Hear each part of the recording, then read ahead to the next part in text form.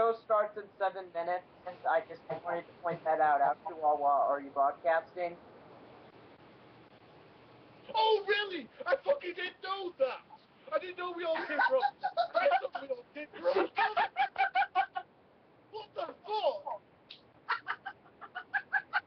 So, it is broadcasting, Ouchie.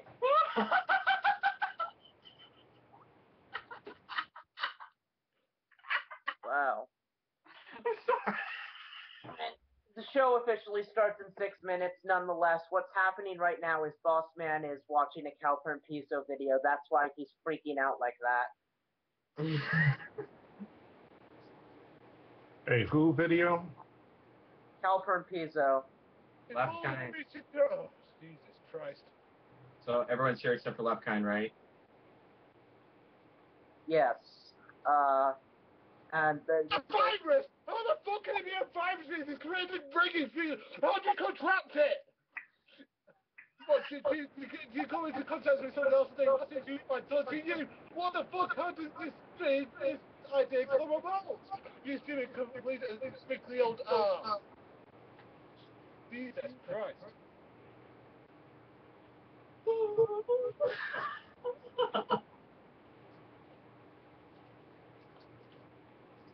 Wow, boss man, I don't think I've ever heard you that excited. This guy, I swear, is going to give me a heart attack one of these days. Okay, stop watching it then, because the show is starting in 5 minutes. Dear me. Sorry, I gave you guys a bit of a fun ride there. Yeah. Hold on. I'll make a link to the blog TV.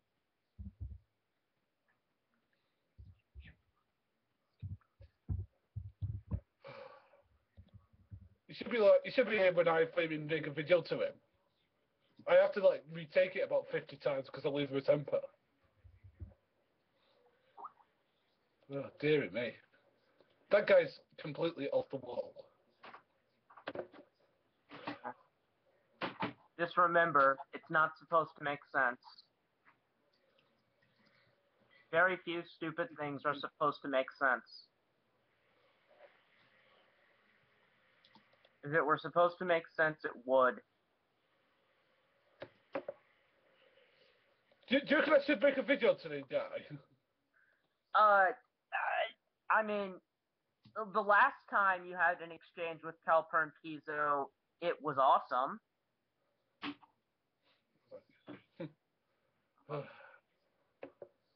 Get into the blog TV, which it's, for whatever reason, it doesn't want me in the blog TV.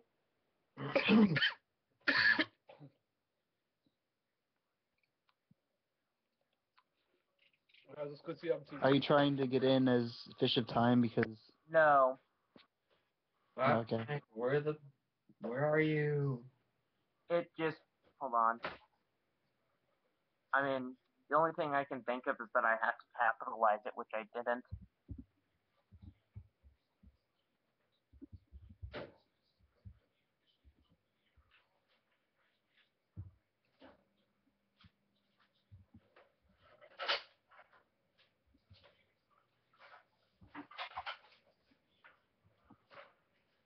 This should... it loads, it gets there, and right when it finishes loading, the screen goes blank. And that's the end of it. Every time.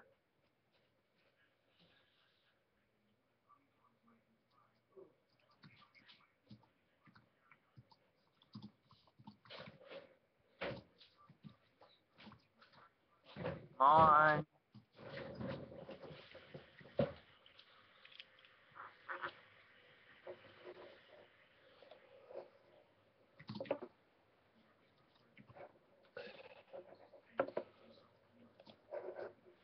Think it may be working.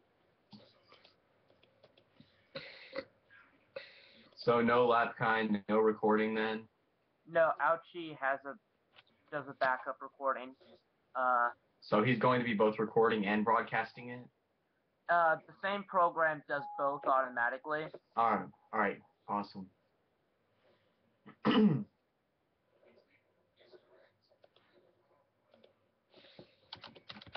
Michael, you there?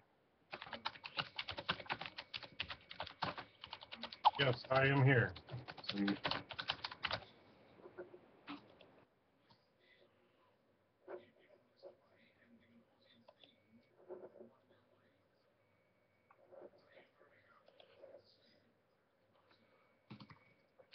It's already recording. I guess it's to record my epic rant about car purpose. We won't. All right, I'm gonna. Yeah, it's too late for me to make a video now, so. It's 1:59 and hold on. Let me get the log up such that I will. Okay, 15 seconds. But you guys will have to start without me because as I said, I've received ready, so I won't be 7, 6, 5, 4, 3, 2, 1. Welcome everyone to the Fish of Time show. We are unfortunately without the planned guest star Decrash, who had to work today, and Jacob is not with us as he is often not with us. I know it's already recording out, Chief, but this is when the recording is going to start playing on the YouTube thing, and this is when the official time for the show to start is.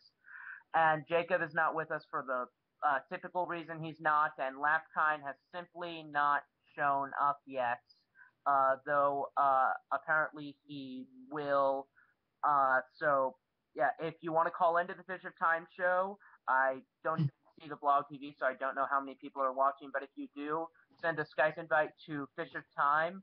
The topic today is really stupid atheists, and I believe our first one was probably the least stupid of the atheists we'll be covering, because he's really not stupid.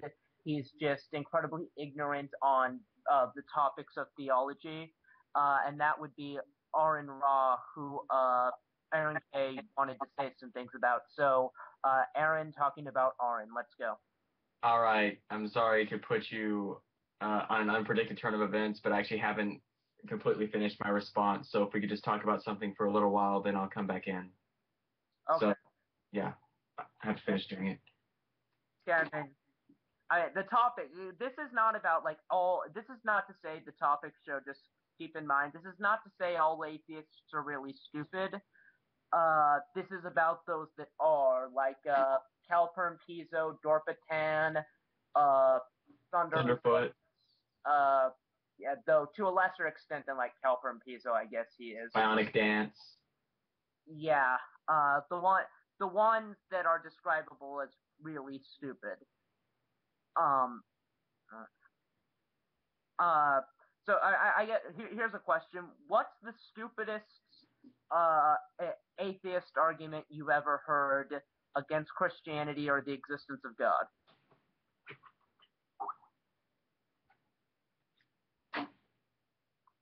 Is Boss Man there to moderate, or?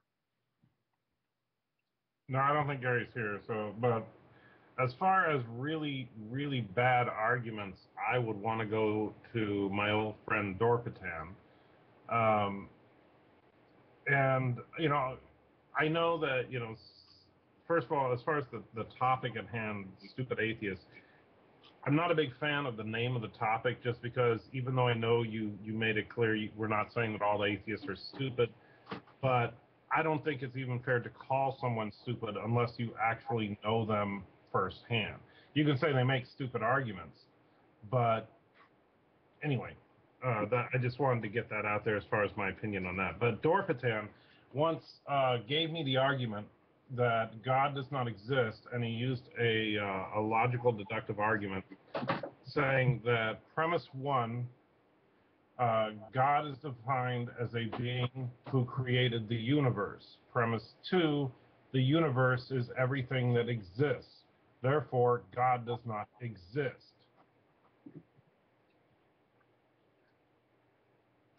There's the vaguest hint of what he's trying to get at. Well, he's basically trying to suggest that since you can define universe as everything, and nothing could have created everything, therefore God is nothing. God does not exist because the universe is everything that exists. However, the problem is he's, of course, using a much broader term for universe than most people commonly use, even most scientists commonly use. And even if he wasn't, I'm pretty sure he knows full well that Christians do not believe that God does not exist and yet magically created the universe. He's simply trying to create a semantic argument that defines God out of existence.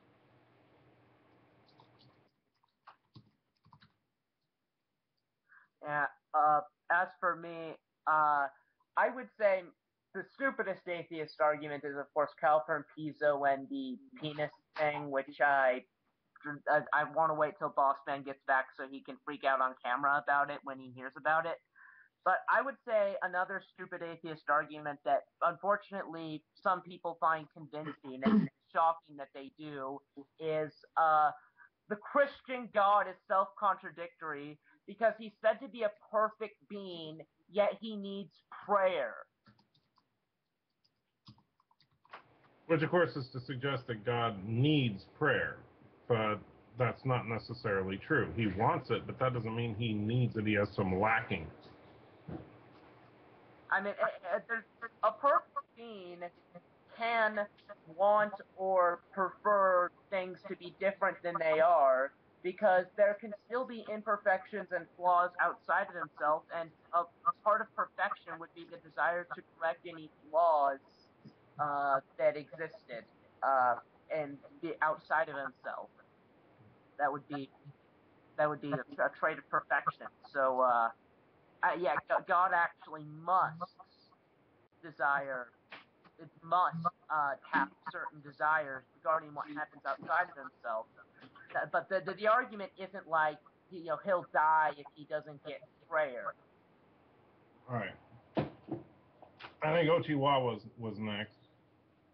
Oh, well, you also have to consider that God is thought of as outside of time, so to think that he desires something, or, well, not that he desires something, but it wouldn't seem like he would desire anything outside of time.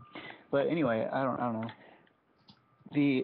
I just wanted to say something about the topic as well. I mean, because you guys mentioned Thunderfoot is a really stupid atheist, which I don't think he's really stupid so much as he just doesn't seem to think that he needs to learn anything about religion at all. He just thinks he can, or philosophy.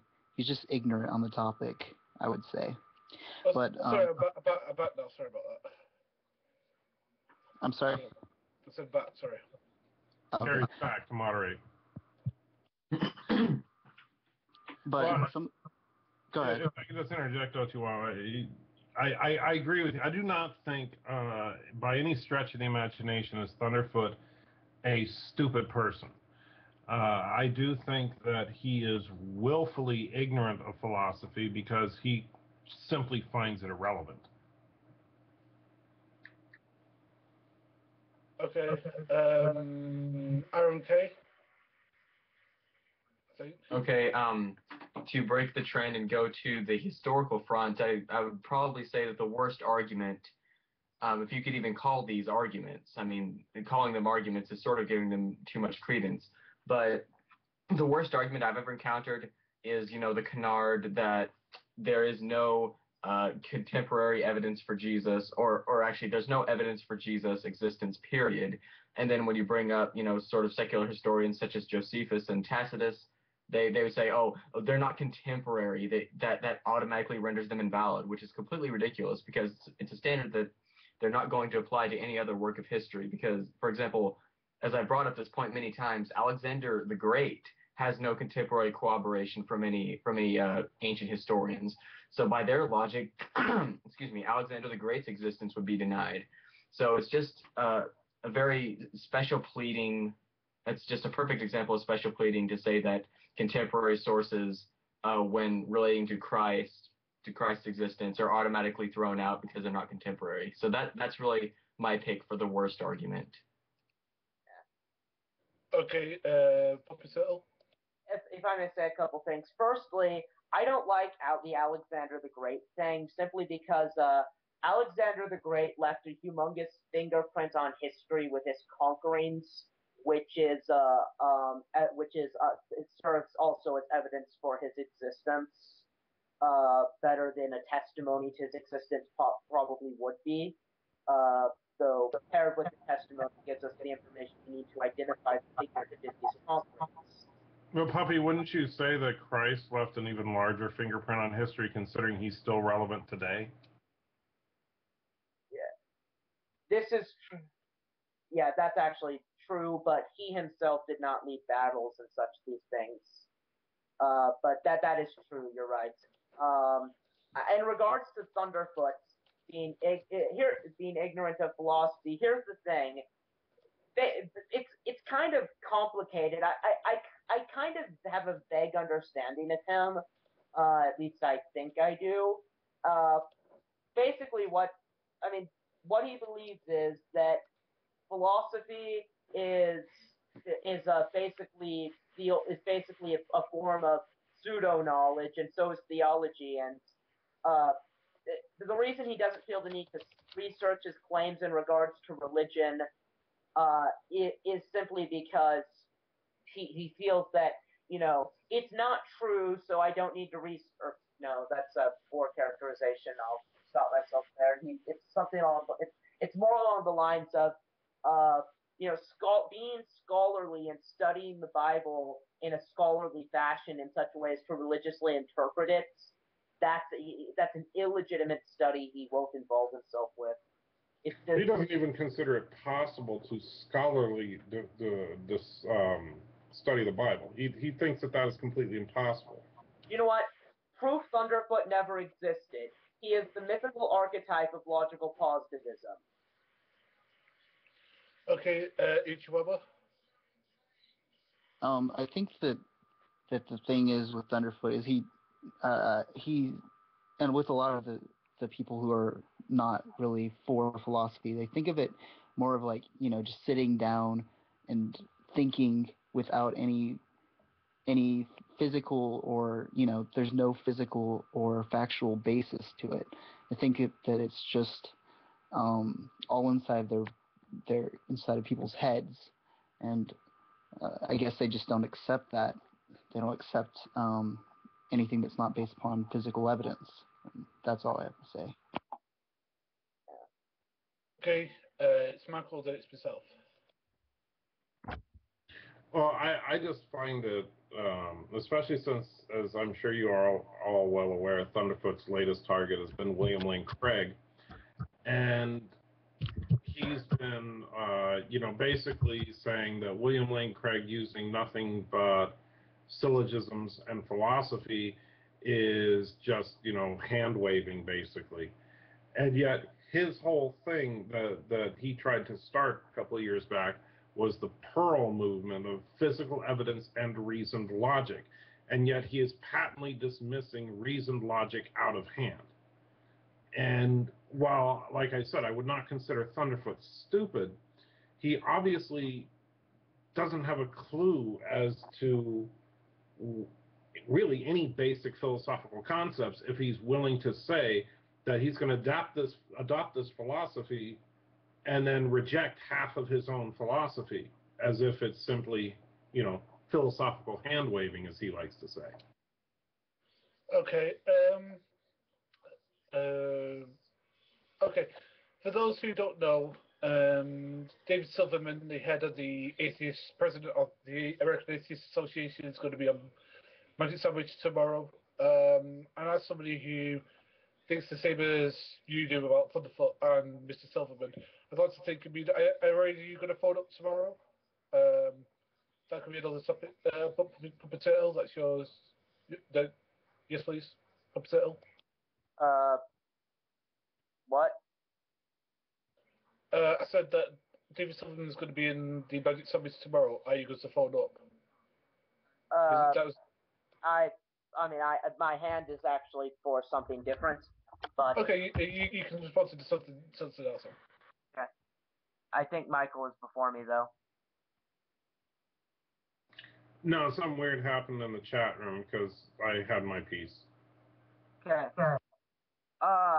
I would say in response to what you said about Thunderfoot with his pluralism, it's more so the Pearl thing that he got wrong. I think he used it as an acronym because it's a word.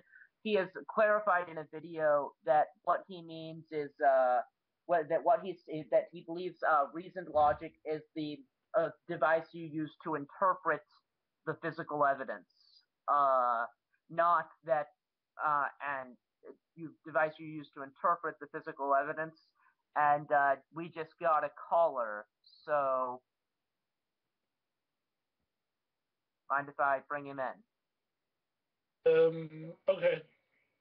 But I'd also like to say something about Thunderfoot before you do, if that's okay. Okay. I think that Thunderfoot just looks at things in empiricism form. I think that he doesn't understand that philosophy isn't just hand waved, that it actually takes actual intellect and logic. It's just that he just doesn't understand that's what it takes, because I just don't think he understands it, or he doesn't want to understand it, even though the science is based upon philosophy. And generally, the idea that philosophy is just the act of sitting in a chair and thinking. I mean, I guess that's the case with ontological arguments for God's existence, which I reject. But that's not the case for the whole of philosophy, and I'm going to add is no God in, okay? As no God, my old friend. Yes. And he comes. Okay, hi Isno. What's your Hold on, question? he's not answered it yet. Okay. Hi Isno. Hey guys, how are you? Can you hear me? I can hear you, but you got some popping and clicking coming through. Yeah, you got some feedback. Isno, what's your question, query, or statement? Sure. I have a query. I was wondering how the Sky Daddy is doing today. Any special miracles? What can we expect from him? Is that seriously your question, or do you have another one? No. That's seriously my question. I want to know how the Sky Daddy is. Well, considering I don't believe in a Sky Daddy, I can't answer the question. Okay. Well, you believe in a being whose existence has never been proven, and who performs miracles. Okay. How did those two properties combine to render him a Sky Daddy? In order to be okay, my apologies. He's not a Sky Daddy. He's your Lord, your Savior, your miracle worker, your being of wondrous power for which there is no evidence. Okay, explain it to me. Puppy Turtle. Okay. Wow. All right. You say there is no evidence. I obviously disagree. Mm-hmm. I mean, no one believes something for no reason. Ultimately, it's impossible to just decide to believe something for no reason. I don't think you can you can truly will your belief into existence. You can will it out of existence in that you can rationalize, but you cannot. Okay, so you're saying you're deluded, in other words. What is the evidence? Okay, do you want to respond to that, Puppy? Or do you want me to go next? Sure. The evidences would include ignoring the philosophical argumentation for a moment. Next. Ignoring that for a moment, because I've spoken with you on it a number of times, I would appeal to prophecy in the Old Testament, and particularly some of the more exquisite ones, such as Psalm 22 and certain prophecies in Isaiah. which, among other things, speak of of a figure who will be pierced through his hands and his feet, and mocked, and all of these various things, all before crucifixion existed, mind you. Hold on. And you do realize that it being one book with several authors, being amended several times throughout history, it seems to me very easily possible to go back and make such amendments as necessary to add some prophetical value to it. To me, that's not evidence at all. If you're going to use the Bible as evidence, I expect more than that. It's a book. It's a book that's been rewritten several times throughout history. It has been translated from several different languages on several different occasions. It has undergone certain political influences. For example, the King James Version of the Bible. Over and above that, the authors of the New Testaments were not actual eyewitnesses. It's simply based upon hearsay. So I'm not satisfied that we're using the Bible as evidence. I don't take it as evidence. But go on, what's the next evidence? Ichimama, or do you want to respond to that puppet title? Sorry, I don't. Are you finished? I'm sorry. The Dead Sea Scrolls have Psalm 22, have the Isaiah passages, all of these things. It was not added later since the writing of the New Testament because we have copies from shortly before then. Okay, where can I find this online? What chapter, what verse that I can have a gander at this evidence? Among them being Psalm 22, Isaiah 53, I think it is, and I think it's 53 and 54. Okay, let's start with Psalm 22.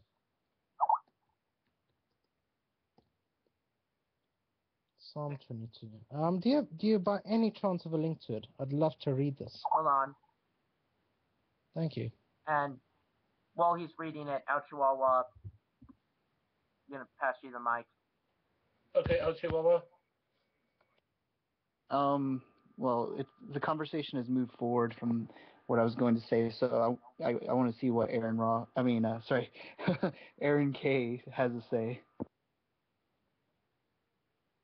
You made a variety of very grandiose claims about the history of the Bible a few minutes ago, about it being translated and rewritten and subject to influence by scribes.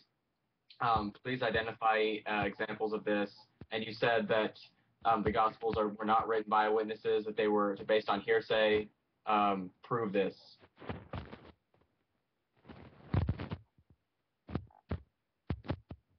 I'll get back to you in a second. I'm reading Psalm 22. Okay, Michael? Well, actually, I have a direct response for is no God, so I need to wait for him to finish Psalm 22 before I can properly address it. Okay, Ichimama? All right, well, I mean, I would just say that I think that is no God actually is aware of evidences. He just doesn't accept them for some reason. And I think that I'm not sure exactly what would convince him, and that's really, whenever I get into these conversations, that's really my first concern, because it doesn't seem like for most of the people I've talked to, anything's going to convince them. And I don't know is no God, but I would want to first understand what kind of standard of evidence is he expecting for the existence of God first. Where the fuck is this? It's not here.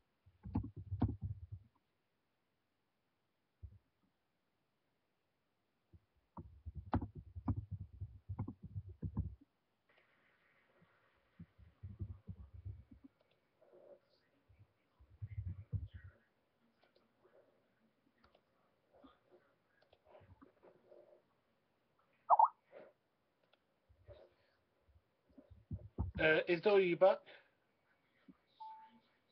He's not.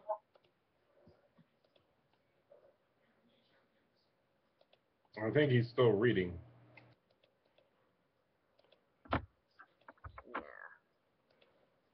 Although, while we're waiting for him, I would point out that while I understand where you were going with Puppy Turtle, I try to avoid using any kind of scriptural reference as any kind of evidence as far as the existence of God, primarily because most atheists will dismiss scriptural references patently out of hand.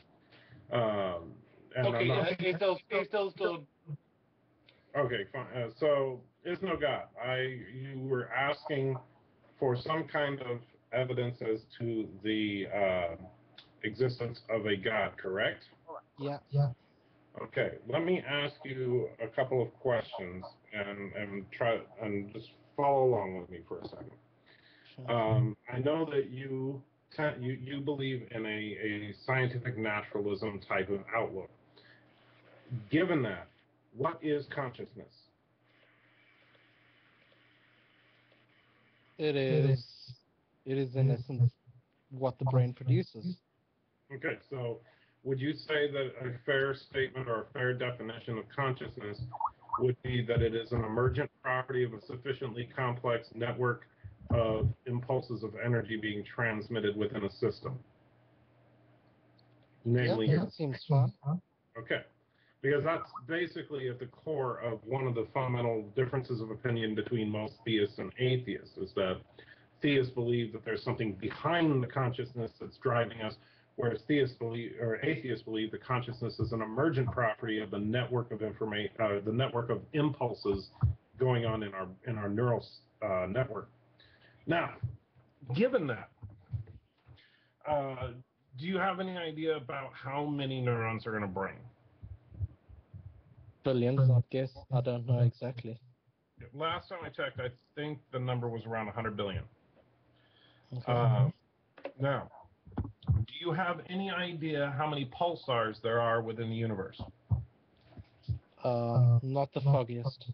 Do you have any idea what a pulsar is? No. Okay. Pulsar is a small rotating star that sends beams of high energy radiation out among its poles. So as it rotates, it's almost like a lighthouse beaming this information throughout the universe. We measure pulsars by bursts of radio waves coming from them. And as far as the number of pulsars in the universe, it dwarfs the number of neurons in your brain. Given this, the universe itself is a network transmitting energy back and forth between units far more complex and far larger than the human brain.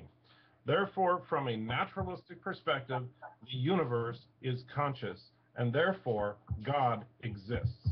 I rest my case. I have no idea how you can come to that sort of conclusion, particularly when looking at the behavior of particles and even subatomic particles. None of them. How could I possibly not come to that conclusion when consciousness is simply an emergent, and I'm going by, a naturalistic approach here. I'm not invoking anything spiritual. Mm-hmm. If you want to suggest that the only reason that consciousness exists is because neurons send little pulses of energy down synapses to other neurons, and keep in mind, that's all they do. There's nothing magical about the pulse. It's just a pulse of energy. And then that pulse is absorbed by the other neuron, which then in turn retransmits, etc. There is no magic. There's no one pulse that means this thought or that thought. They're just pulses of electricity. Now, given that, a pulsar, in very much the same way as a neuron, sends energy out throughout the universe, as do gamma ray bursts, as do black holes, as do quasars, and all of these things are transmitting energy to other stellar bodies, which in turn absorb that energy and it changes their state, and eventually they transmit energy. It is a network of such an immense and such a complex scale that we can't even wrap our brains around it. And yet you want to patently deny that that lacks consciousness when our simple little brains, which are within this system, have consciousness? Seriously? Yes, seriously. Okay, in that Absolutely case, seriously. you are demonstrating to me as no God that you are completely closed-minded to the concept of a God. And that's fine if you want to admit that. But it means that you're being irrational. You're basically suggesting that you are right not because exactly. you are right. I take a look at the universe. I take a look at the nature of the particles. I take a look at their behavior, and I see that they follow specific rules, patterns, etc., etc. And out of all of this, I do not see any sort of conscious thought. These patterns don't change the behavior or deviate from these specific rules because of some sort of consciousness. And even if you do have this consciousness, even if you are correct, how on earth do you get the idea that this consciousness is your God? Wait. That's a completely different argument. And don't try to move the goalposts. You said we believe in something. You said, and I quote, you believe in something for which there is no evidence. And I have given you practical, secular evidence as to the existence of God. Now, granted, we could argue about the characteristics of God, but that's an entirely different argument. You're trying to move the goalposts because you feel trapped at this point. But no, I'm sorry. Hold on. Because wait, I have one more question for you. Hold on. You were saying let me finish this thought real quick. You were just saying that you look at the particles of the universe and the nature of things, and you don't see any evidence of this consciousness. If you were to microscopically examine a tenth of a centimeter of a human brain while it's active, would you see any evidence of consciousness? Or would you simply see energy transferring back and forth along lines? You'd simply see the energy. Exactly. And therefore, if you deny that the universe is a conscious entity, what you're suggesting is that if by analogy, are you trying to suggest that we are looking at a tenth of the universe, as it were, and all we see is the energy transferring back and forward, vis-a-vis we have consciousness in the same sort of scale that you'd have in a human being? I'm sorry, there's no evidence there. Larger scale than a human being. At best, it's speculation. How is that speculation? If you yourself just said at the beginning of our little argument here, and I apologize for not monopolizing the time, guys. If you want me to stop, just say so. But if you seriously want to suggest that consciousness in a human is simply an emergent property of impulses of energy going through a sufficiently complex network, then the universe is that multiplied by a huge factor. There's another rung to it, Michael. And with the case of the human, you actually have, so to speak, the human, which can exercise this consciousness in meaningful manners. In the case of the universe, all we have at this very moment is just this energy being transferred back and forth, as it were. We have the movements of atoms, electrons, etc., etc., etc., protons going through the universe. Great. None of it, to me, suggests any sort of consciousness. Whereas within the case of human beings, you have this being where you can actually make the test and you can see what the movements of these neurons translates into. Whereas with the universe, you can apply no such test because you have no such being to apply the test to. Yes, no, God. The only reason that you can test anything about the neuron patterns in the brain is because we can observe the entire brain. Now, if you cannot observe the entire universe because we're within it and it's simply too large based on our current technology to see the entire thing.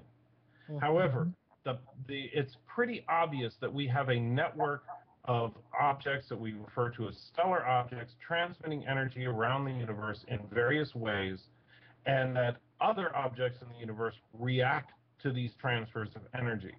There is absolutely no way that if you want to say that all consciousness is energy impulses on a network, that the universe is not conscious, and yet you want to patently deny it simply because you refuse to accept the existence of some kind of supreme being. And I have no problem with you saying that, but keep in mind that all you are doing is being dogmatically atheist. You're not saying, oh, well, gee, that's possible. No, you're just saying, no, I don't see it, because you flat out deny it. Well, and I apologize for taking it is not evidence, to Michael. you all to take over. It is not evidence. Hold on before he takes over. I'm coming back at you first, unless you want to remove me for the sake of that. No. I just don't want. I don't want the other guys to think we're trying to monopolize the show today. Of course not. The way I see it, again, I'll just restate what I said previously. With the human being, you actually, I agree with you. You've got the full measure of the subject. You've got the whole brain, and you've got the being whereby you can measure what impact the movement of these neurons and how they function, these chemicals within our brains, what impact that has on the whole to form, so to speak, consciousness. Whereas with the universe, there is no evidence that such a being exists, or that, as you would suggest, that we are within the mind of such a being, and all we're seeing are the electrons moving back and forward in its mind to eventually amount to consciousness. So I don't see how you can make that sort of analogy, even come to that conclusion, when you have no evidence. It's pure speculation. At the very most, it's speculation. My evidence is what about the expansion of the universe? Am I to take it that the consciousness of God is eventually going to expand into nothing? It's going to expand into oblivion. Oh, well, God's going to die. I really don't see where you're coming from with this. I don't see it. I'm sorry. Can I say something here? Okay. First of all, this is philosophy 101. We do not know if people have other minds. For all we know, they could be robots. Okay, so we do not see. Nobody knows how the mind creates consciousness. Okay, so that's a flaw right there. I'm sorry. What do you mean no one knows how the mind creates consciousness? I just had Michael J. Crawford explaining how the neurons create consciousness, and now you're telling me no one knows. No. I'm confused. On this show are allowed What he was saying, I'm pretty sure what he was saying was that if you are going to say that the mind creates consciousness as an emergent property, then you might as well say that the universe creates mind as emergent property as well. But in either case, we can't really know if it's conscious, because how are you supposed to observe consciousness? Okay, so now you're telling me it's not conscious while he's telling me it is conscious. I give up with you people. No, what I was saying, no, if you're going to say that our minds are conscious, our brains are conscious, then you might as well say the universe is conscious as well, because you have the same amount of evidence for both of the things. Well, let me see. If I don't know, if I poke you with a stick, are you going to respond to that? Should I call you unconscious? If I poke a table with a stick, is it going to respond to that? Do you respond to stimuli? Yeah. If you can respond to stimuli with some cognitive feeling, can you respond to what I'm saying now? Do you have emotions? Do you love? Do you hate? Are any of these things real?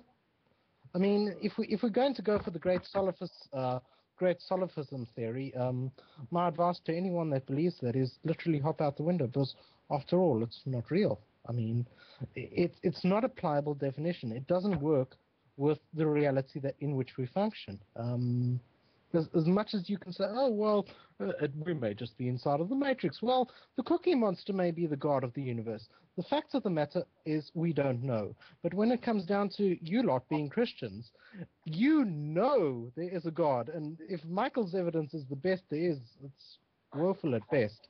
But not only do you know there's a God, but you know it is your God. And you know your God sent Jesus down to earth by virtue of this consciousness that Michael thus described. And I'm sorry, I don't see how any of you get there. It makes no sense to me. Try as I might. Let me just say, I would not say that I know with 100% certainty that God exists. I don't think that's necessary. And whoever wants to take over from now, go ahead. Aaron K. Okay, going back to what I asked him before, since he has read Psalms 23 or whatever that chapter was.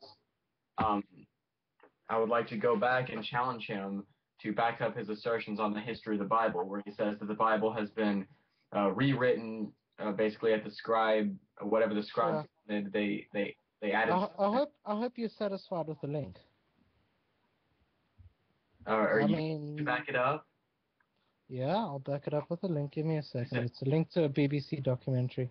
And you said that the gospel authors were not eyewitnesses. Prove it. Yep, I will. Give me 5 minutes to Google the documentary. I'll be back with you in 5. Okay.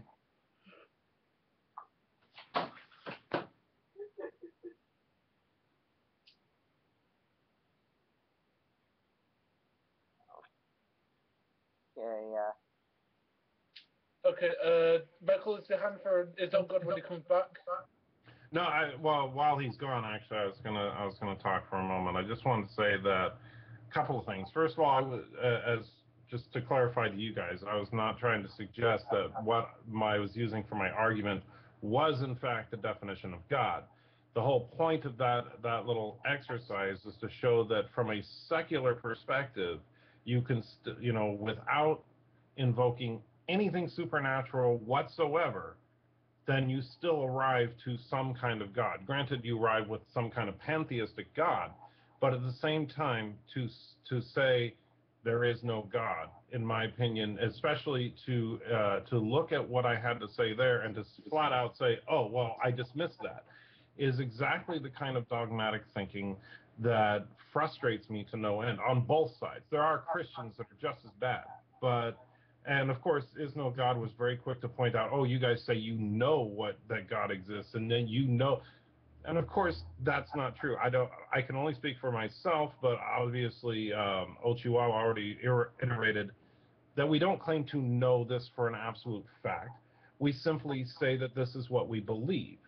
And there's a big difference between claiming absolute knowledge of a thing and stating that this is what I believe the nature of a thing is. And the problem is part of what I see anyway, is that many atheists see videos by YouTubers like Thunderfoot and others that show the absolute worst that Christianity has to offer and assume that's how we all think. And that's extremely frustrating to me, because we're not all a bunch of mind-numbed robots simply following marching orders from some crazy, creationist minister somewhere, obviously. Anyway, I just had to get that off my chest. Okay, Puppet Turtle. If I may say a couple of things. Firstly, as you were making that argument, I'm not sure that you could say that pulsars are connected to each other in the same way that neurons are. I'm just saying that. But about knowing God exists, what kind of knowledge is this? Is this the kind of Cartesian, super absolute certain type knowledge? Because that's impossible. But if we're talking about a reasonably justified belief, I would say I do have such a thing with Christianity.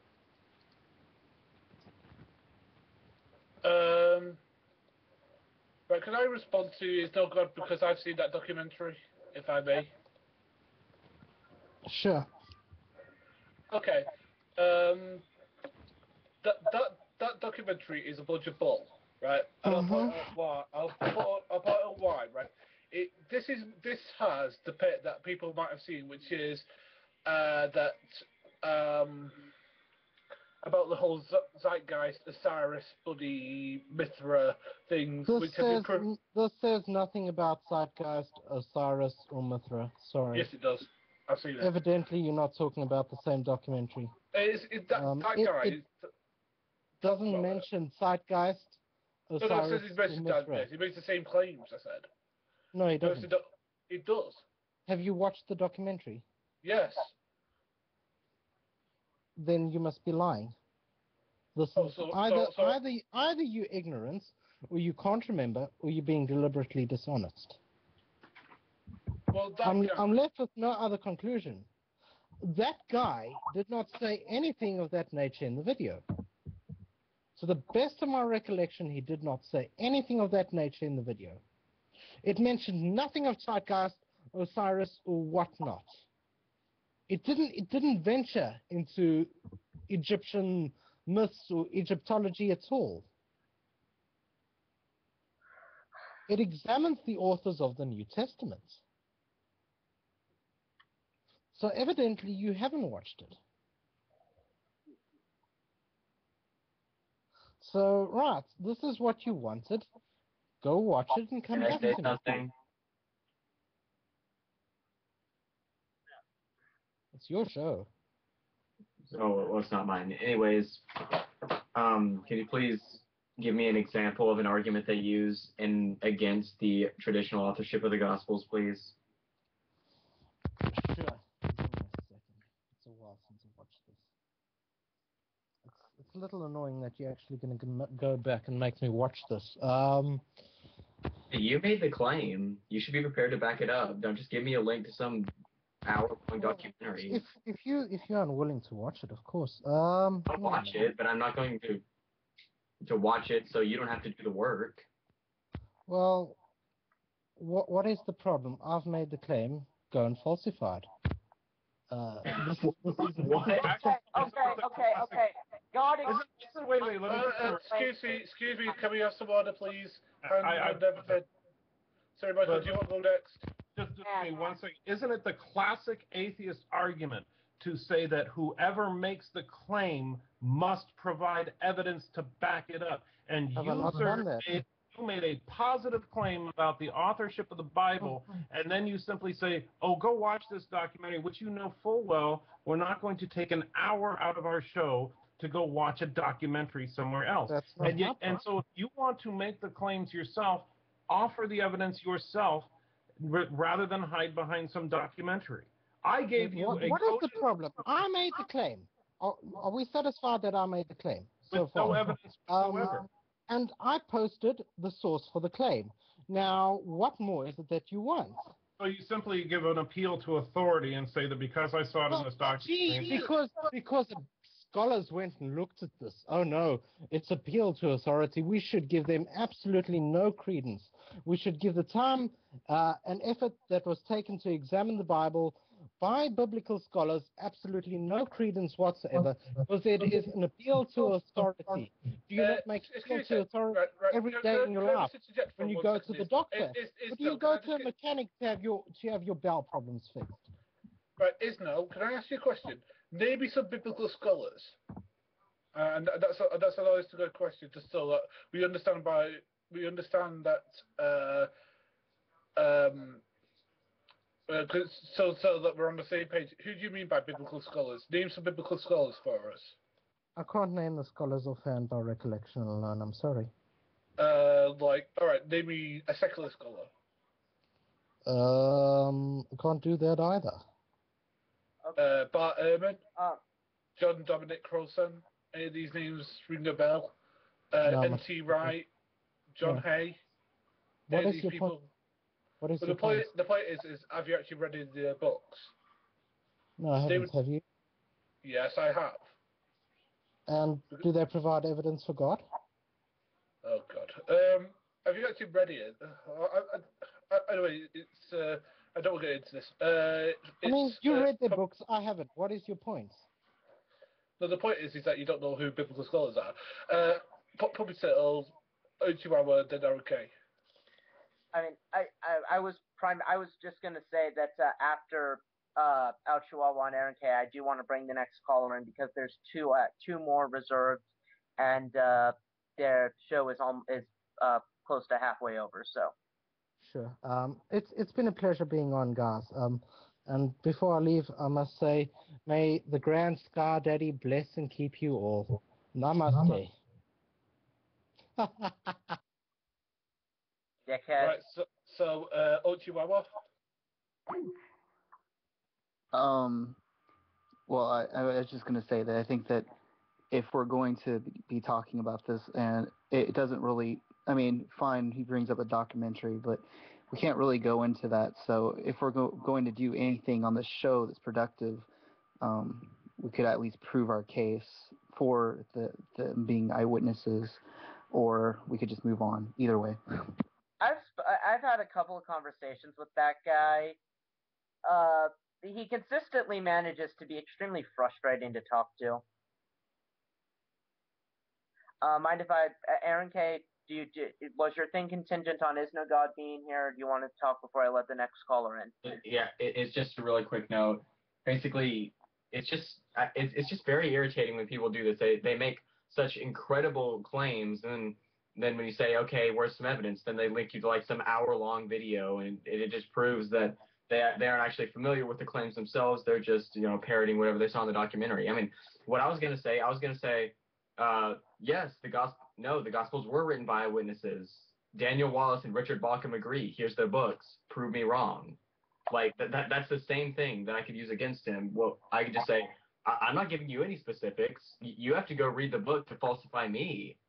I mean, it's just a ridiculous point. Okay, Puppy Settle. My favorite part was when he said I made the claim, go falsify it. To which my immediate response was, what? God exists, go falsify that. And I'm okay. Here's the. Hold on. Show me proof and evidence that atheism is correct. Yeah. Please don't. Who's this? Puppy. The next caller. Okay. Okay. Well, I'll ask this person what he likes to be addressed as, okay, when he comes on. I mean, I assume he's fine with being called the thing he has on his Skype display. Well, I'll ask him. Because some people use the name of Skype they don't really want repeated, so. Anyway, so, yeah, that was interesting, Michael. Yours and Isdell. Well, Is No God and I have butted heads a few times in the past, and I will say that he's actually a nice guy, but he is a troll, and he actually has a couple of sock accounts, one of which he uses to pose as a fundamentalist Christian, and a couple that he uses as an atheist, and he simply likes to get a rise out of people, and that's why, of course, he starts and finishes with the Sky Daddy comment, the laughter, and all that. All he's trying to do is get us angry. So and while I know that my argument was not perfect, it should at least get any secular person to pause and think for a moment. Notice he simply said, oh, no, that's not true. And that's what really I was looking for, was not the fact that he would necessarily agree with me. He didn't even pause for a moment to give it a thought. He simply said, I don't see it. The problem with your argument is that pulsars, by no stretch of the imagination, are interconnected, nor does one energy from one necessarily connect. And I believe they have a very good composition. In fact, I'm positive they have a very good composition for that. They're not connected in the same way as, say, the neurons using the synapses, but they are in fact connected. Just the medium is different, and it's a very, the physics of it is a little more than what I want to get into here. But suffice to say that there is enough of a parallel there, as far as the structure of the universe and the structure of the brain, to say that if consciousness is merely the transmission of energy from point to point to point in a network, then the universe should be a conscious entity. So if you reject the existence of supernatural, then pantheism must be true. And the thing is that, like I said, I know I didn't articulate it perfectly, but at the same time, my old friend Is No God didn't even bother to give it a moment's thought, because his whole goal here was just to come in, make some inflammatory comments, get us pissed off, and then leave. And while we may have gotten a little bit robust in our discussion, I don't think any of us lost it or got really pissed off. I think that we all felt a little frustrated because he's obviously unwilling to listen to any of us, but that's kind of the way he is. If Tommy doesn't answer at this time, I'll move on to Oliver, who's our next caller. Oliver and Is No God hang out with each other a lot. That they're kind of like Spyro and Sparks. except Sparks being a troll and 30 times more annoying than he is in than he is in Legend of Spyro. And he is really annoying in Legend of Spyro 2. I've not played the Spyro game, so I don't catch the reference, but that's okay. Tommy, you there? Yes, I'm here. Okay. Is that the name you want me to address you as, Tommy? Okay, Tommy. Yeah, Tommy. Oh, okay, Tommy. What's your question, query, or statement? What was is no God? What was he talking about? Well, Is No God was basically just trolling us, trying to say that we believe in a God that there is no evidence for. Now, please give evidence, and anything we had to say, he would simply dismiss out of hand. Well, I agree with that premise. There is no evidence for God. So give me evidence. Well, okay. What would you say to the? Trying to think of a one. You know what, Aaron K., you get to talk to him this time. So is that your question to? I'm asking you to provide evidence. You say there's a God. Which God? Provide evidence for that God. Over to you, Rational Roundtable. You're not going to let you go through this again, are you? Rash does not get to dominate 2 calls per show. Tommy, did you hear my argument with There's No God? When? Don't start that up, man. Please. 5 minutes ago. I'm not sure. Please don't make that argument again. Well, we're not. Yeah, we can't spend another. I mean, because we spent the show talking to Is No God, offering him what we've considered evidence, but then you come on here saying you didn't listen to any of that. Now give me evidence. We can't repeat everything we just said. Let's introduce one that wasn't introduced in that one then. Okay, Tommy, do you agree that the number 6 exists? The number 6, yeah, that's a number, so yes. Okay, do you agree that 6 itself exists? The number 6 exists. Okay, where does the number 6 exist?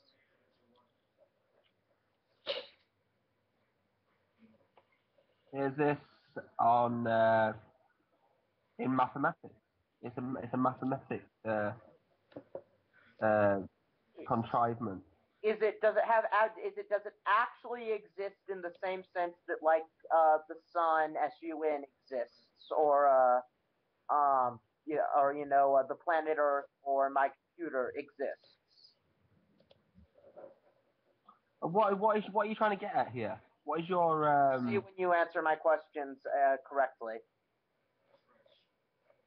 You're asking me is if a number is equivalent to the sun? What?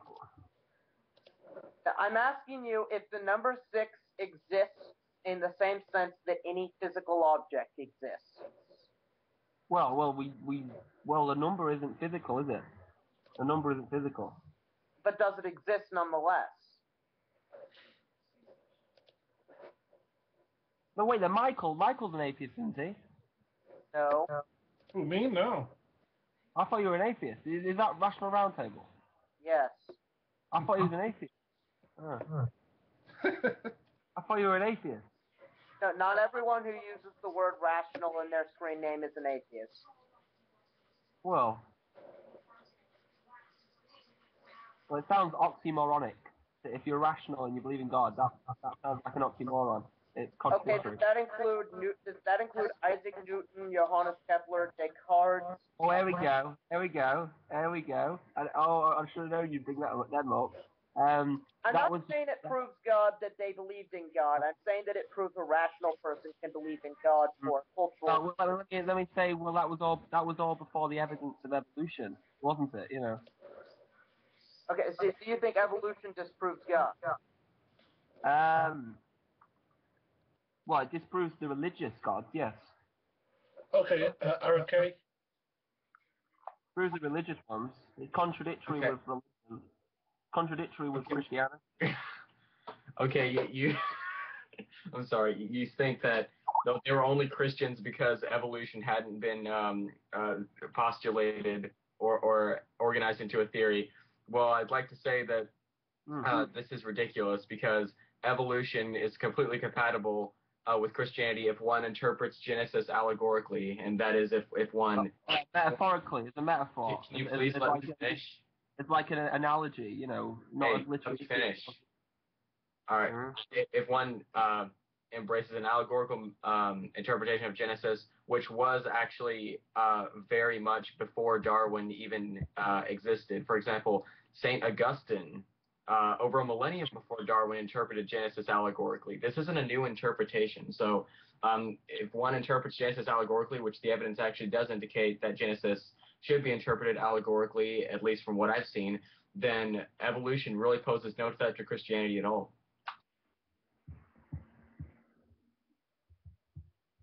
Okay, Michael. I just wanted to add on to what he was saying is that yes, if you look at the Hebrew text of Genesis, it is clearly a book of poetry. There is nothing about Genesis that clearly indicates that this is supposed to be a historical record. It's simply...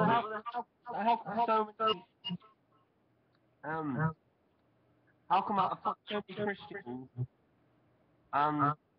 most of them say the Bible is the book of God.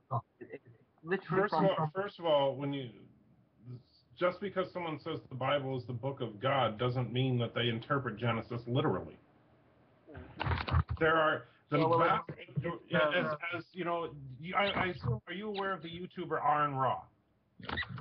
Yes. Okay. Aaron Ra himself said, and I love this quote, is that most Christians are not young earth creationists, and most young earth creationists are not Christians. And that's very much true. The majority of Christians are not young earth creationists. The majority of Christians do not have a problem with evolution, and this includes the dogma of the Catholic Church itself has openly accepted that evolution is scientific fact. And so to try and suggest that somehow evolution disproves God makes absolutely no sense whatsoever. It disproves the Christian one. No, the only thing that evolution could possibly disprove is a literal interpretation of Genesis, which a small minority... That's what I'm saying.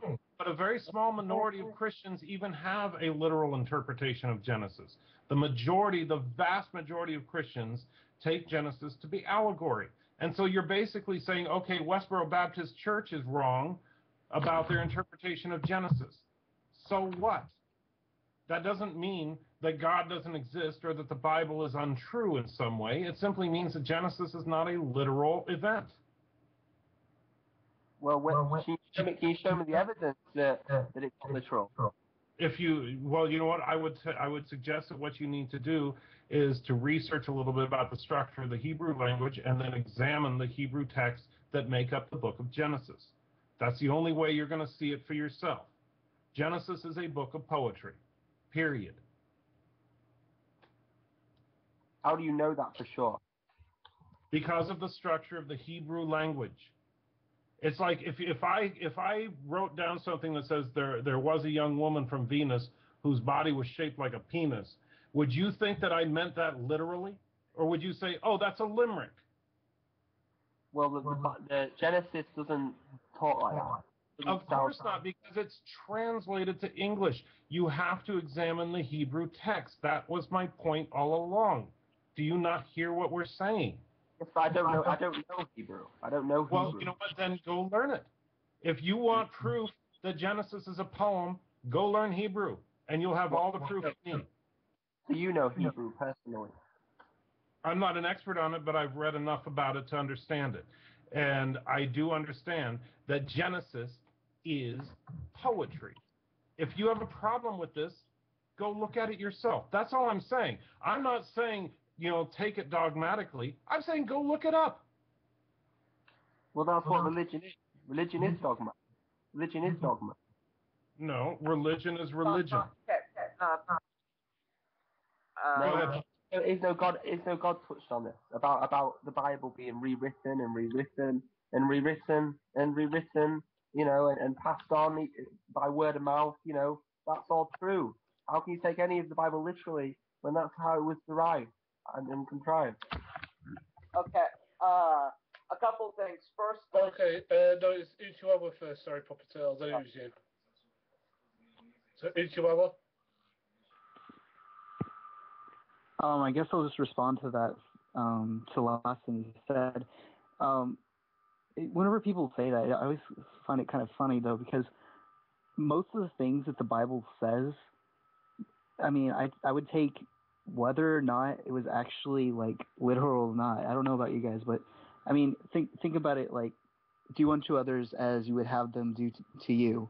That's not something that I need to have some kind of a magical, divine backing for.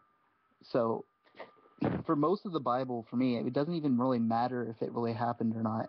It just makes sense to begin with. But beyond that, I mean, I'm pretty sure that Aaron Raw has already. I mean, like, why am I keep calling you Aaron Raw? Aaron K. has already responded to you know, is no God on the topic of whether the Bible is has been rewritten and all that. But what I would like to... Yeah, the first people that told those stories were illiterate. The first stories of the Bible were the people that told them were illiterate. They couldn't write things down, so it was passed on by word of mouth. And then there's been like thousands and thousands of editions, been constantly rewritten. You know. Well, I mean, what do you think? I mean, whenever we're talking about Genesis, for example, what are we being asked to accept anyway? I mean, we're not being asked to accept a specific order of how God created the universe. That's not how we would take it allegorically. Like, the most I would take out of it is that there were first humans who sinned. And I don't think that's something that's all that shocking if God exists. I don't think that's something that needs an abundant amount of evidence in order to defend that. So, I don't know. I'll let somebody else go after me, though. Maybe you guys have different opinions. Yeah. Okay. All right. Just to have some fun, we'll go over this point once more. You made direct reference to how the Bible has been rewritten, whatever you mean by that. Please give an example of what you're talking about. By all the prophets, and then all the people that have, consistently kept rewriting it and changing What it. people? What verses were rewritten? Oh well, look. What language do you read it in? You read it in English. What original language was it? It wasn't English. The original language of the Bible. What was the original language? It was Hebrew, wasn't it? Well, yeah. Bingo. Hebrew and Greek. I was just testing your knowledge there. So Genesis. Why are you testing me? I'm sorry. It was a poor attempt at humor. I apologize. So Right. why? So you said how the Bible's been rewritten. All these different editions, so people of different languages can identify with it and comprehend it. Okay. If it's so poorly transmitted as you argue, why don't we see any major discrepancies between all the thousands of the manuscripts we have? Well, it's poorly translated, especially if you say Genesis is not literal, when it really does seem like it's literal. You read Genesis in the King James Bible, which I've done, you know. What does that have to do with translation? Yes, it does. It doesn't sound like a rhyme in English because it is translated. That's just the basic bare bones barriers of linguistics. It has nothing to do with it. That's what you declare, but I'm asking for evidence of that, and you won't show the evidence. It's pretty difficult to show the evidence because it exists in the Hebrew language. At least from what I've read, I've actually not read terribly too much on this, but from what I've seen, it reads in the Hebrew like a poem. there are linguistic indications within it. I'm not sure precisely what they are, but I do know that they exist. So please, I'm going back to this. How has give an example of people corrupting the Bible or something along the lines of what you said? Please give a specific example. Well, it's just been rewritten over and over again, rewritten. Constantly tampered with. You know. How was it tampered with? Because they just change it and they move. They change. Like. Give a specific example. What? Of what? I don't know, a textual variant?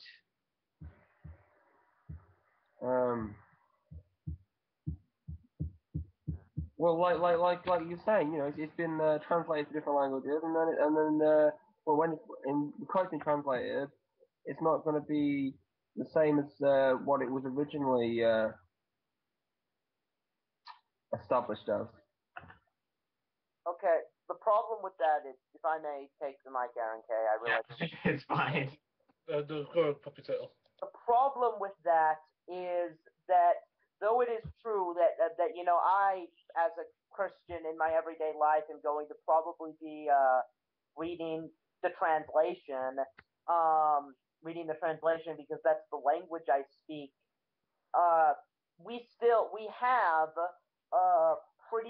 We have remarkably well preserved copies of what the Greek and the Hebrew says. We have pre first century copies of the Dead Sea Scrolls. I think, I could be wrong, but the Dead Sea Scrolls are in Old Testament plus a bunch of other stuff.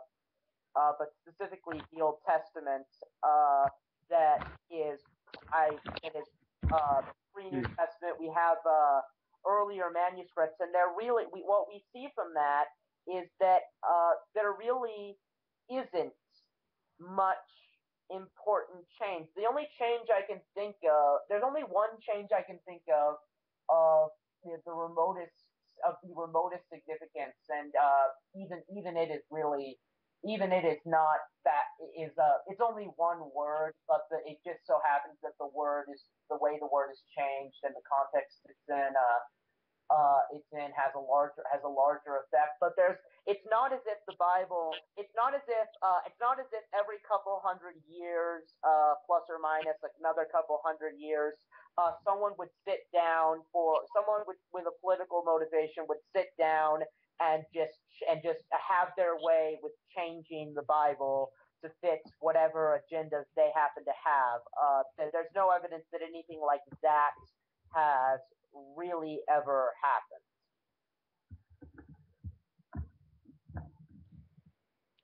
Okay, okay, do you want to go back at it, or do you want Michael? I just want to say something really quick. If anyone is actually watching the comments, it's obvious that these two guys are cooperating and just trolling this room, so just trolling this show. So wait, is the guy who's trolling? Who are you accusing of trolling? You're just trolling. It's obvious from I'm not a troll. I'm not a troll. No, that's incorrect. Can I go yet, boss man? Yeah. You can If RK's finished, yeah. Okay. I'm having a serious conversation with you about your belief in a God. Tommy, we have an order that we do the show, okay? Just wait a minute. Boss man is our moderator, so give him a second, because I've been waiting to make his comment. Okay. I think that... Let Michael make his point, and then you can finish afterwards. Okay. I would submit that one of two things is definitely true. Either is no God and Tommy are simply trolls, or they prove the point of the title of this show. I'm done. Okay, going back to this gentleman we have in the call, please name an instance and how the Bible has been corrupted.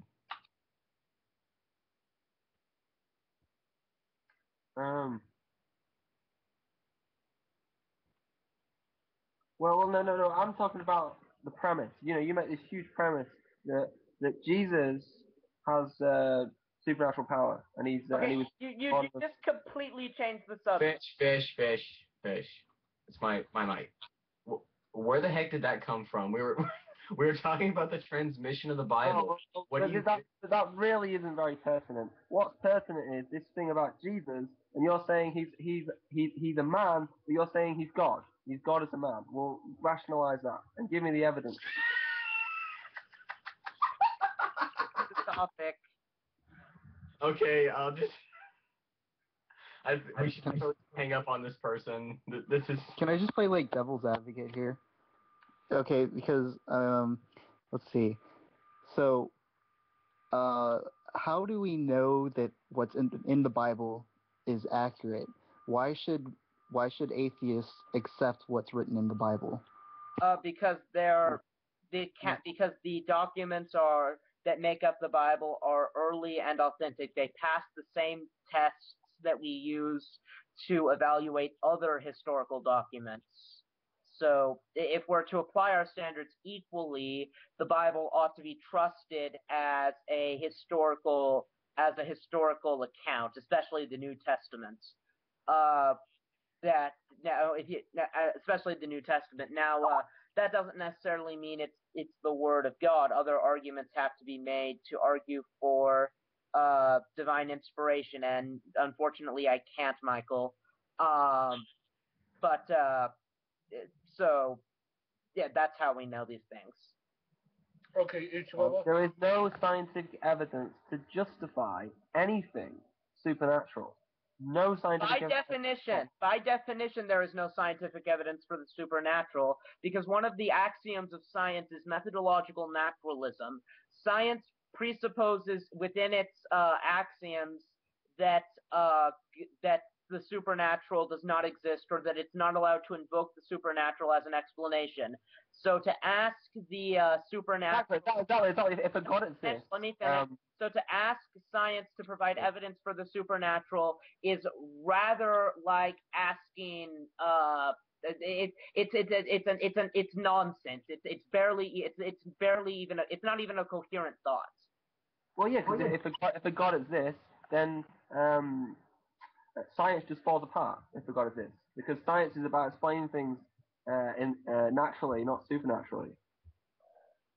Science can say nothing on whether or not there is a God. That is a premise of science. Yes, because that would break science. That would totally implode science and everything else. You know, anything science has ever affirmed. I'll jump to some other people because I don't want to hog the mic. Okay, Ichiwawa. Okay, so it wouldn't. I don't think it would harm science, because it would just be, okay, we don't study this with science. That's it. Big deal. We study with things that can be studied with science, and then we use other tools to study supernatural claims. Well, there's no evidence for anything supernatural. There's no evidence. All right, now, sorry. Michael, do you want to go next? Yeah, 2 quick points. First of all, the term agnostic is a scientific term. It is to not assume that God does or does not exist. The whole point of the term agnostic is that is the scientific approach. Science makes no claims as to the existence or non-existence of the divine. Secondly, as far as science breaking down if God exists, or religion breaking down if science is correct, that's a completely idiotic statement. I apologize for using that kind of language, but I mean, either you're a troll or you're just being stupid about this. You call me an idiot. I don't believe anything. No evidence for it. I believe in a God. Wait, let me finish, please. Yeah. Let Michael finish, Tommy, and then you can go after him, okay? If we were to describe an automobile, Even fairy tale like you moron. Tommy, let Michael finish, please, and then if we were go afterwards. talking about an automobile, and is no God, will you please stop commenting in the Skype conversation? It's kind of distracting. Anyway, if we're talking about an automobile, science would be dealing with the composition of the tires, the axles, the way the internal combustion engine works, the way that it's all manufactured, all that. God would be the guy in the driver's seat. The two are not in conflict. Okay, one can exist and the other can still exist. There's nothing about the existence of one that eliminates the existence of the other. That's not what Stephen Hawking says. That's not what Stephen Hawking says. Stephen Hawking, I'm sorry, what are you talking about in the grand design? His comment was that philosophy is dead, which is a philosophical statement and self-contradictory. Stephen Hawking is a brilliant scientific mind. He is an idiot when it comes to philosophy. In some ways, he's like an Uber version of Thunderfoot right now. Okay? How dare you insist Professor Hawking? Well, excuse me, Professor Hawking is not my God. Is he yours? No, he's not my God. Okay, then why would you say, how dare you insult him? Because he's a genius. He's a genius. So what? There are lots of geniuses in the world. He's not wrong. He's not wrong. He's right. For all I know, Tommy, you're a genius and I insulted you. So what? There's nothing sacred about Stephen Hawking. I happen to have a lot of respect for the man. I own several of his books and I really enjoy them. Yes, however, I enjoy them too. That does not mean that he's right about everything, particularly things that are... I didn't say that. I didn't say that. He makes a lot of sense in his arguments. Okay, so you think his argument that philosophy is dead makes sense? What we say? Do you think that makes sense? Philosophy is dead. What, is that what Hawking said? Well, you're the one that's saying that I'm insulting him by saying he was wrong about it, so obviously he said it.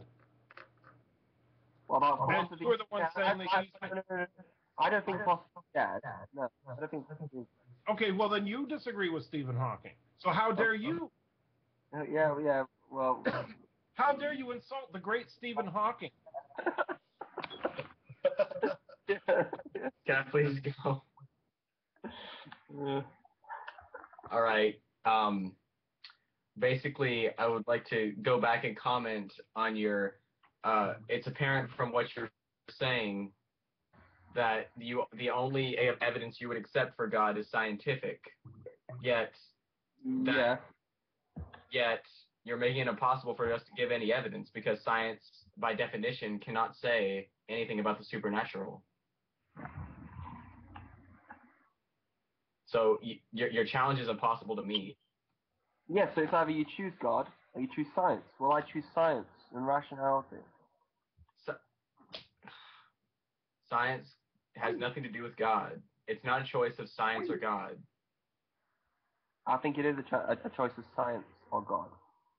Science does not contradict God. You're talking about a classic false dichotomy, Tommy. You're clearly either not comprehending or trolling, and so I would suggest that we end this call and move on. I am entirely not trolling. I don't think he's trolling. I would just I would just say that he's I don't know, but I would say that the problem with the statement that you must choose between science and God, the problem with that statement is that in order for a true dichotomy to exist, it must be impossible for two things to coexist. Yet for two things to coexist. Yet science is merely a technique of stuff. I mean, no one has ever explained why it is that you can't have science work and God be real at the same time. Okay, Lotkin. Yeah, hi guys. Sorry I missed the show. My sis had to go to Brussels and yeah, had some problems with that. So I did as fast as I could and now I'm here. So what was the show about? Oh yeah, stupid atheists. Atheist stupid. Is that right? No, you're crazy. It's about it. Some atheists are stupid, and this show was the stated topic is such things, such as Calpern Piso. Oh, you mean? Oh, right. Yeah, because I looked at the title of the show and I was like, I had some problems with it because like every group has its was share what of stupid people. It was what I could get the guest star who ended up having to work to agree to. Okay, Yeah. let's go back to the caller. Okay. Stupid about not believing in God when there's no evidence for God. Okay, what would you accept as evidence? Only scientific evidence, right? So, what Well, that's what would be evidence. Scientific evidence would be evidence. scientific evidence for the supernatural is roughly like saying a bachelor whose wedding was last week. It's a self-contradiction. It's not even a thing or a concept. It's a meaningless collection of words pretending to be a thing, pretending to be a problem with theism, but it's not. It's meaningless. It's a meaningless request because you may as well ask me to draw a circular square or a triangle with 5 sides.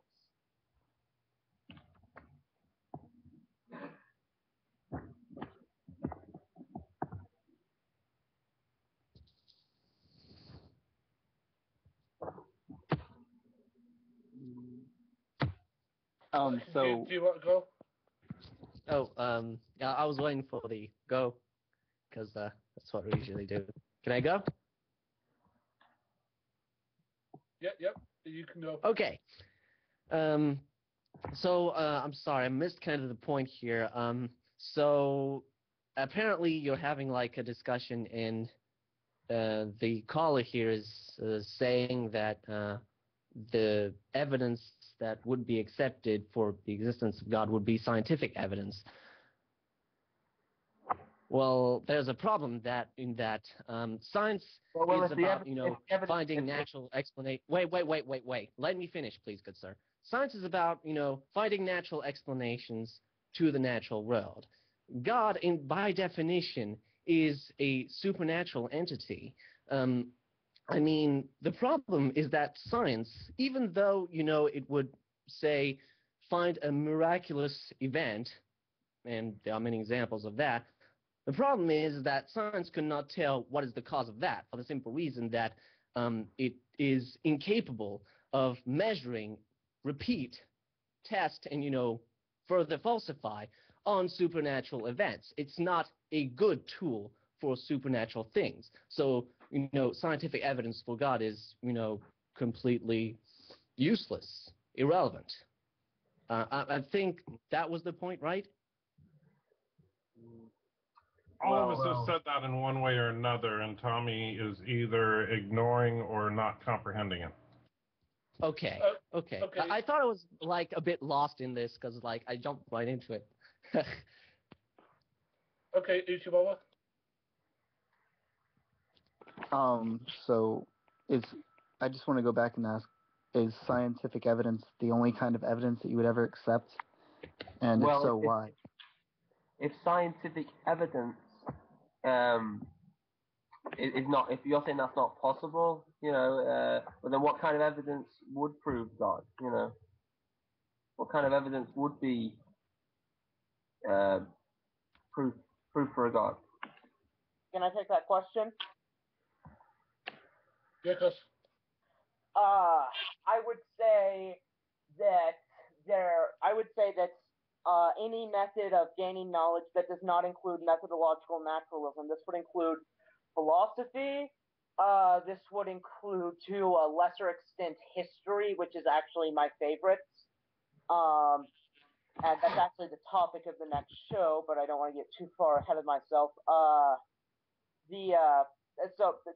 Where you would find evidence for God would be either philosophy, which is what I was, when I opened the call asking you if the number 6 existed, I was trying to build up towards a more intelligent form of the transcendental arguments, basically saying that, unless you're to make the absurd statement that the number 6 does not exist,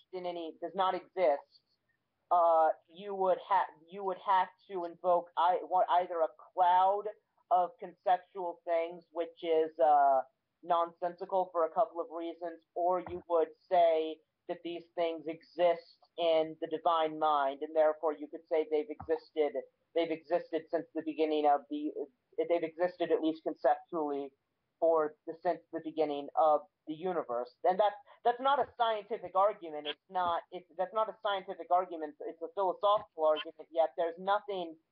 And even if you were to show absolutely that argument did not follow or was invalid or whatever, I mean, it still shows that in principle you can, or I guess no, actually it doesn't. But in principle, there's no reason why you couldn't find a philosophical argument for God or a historical one for the miracles of Jesus and these things.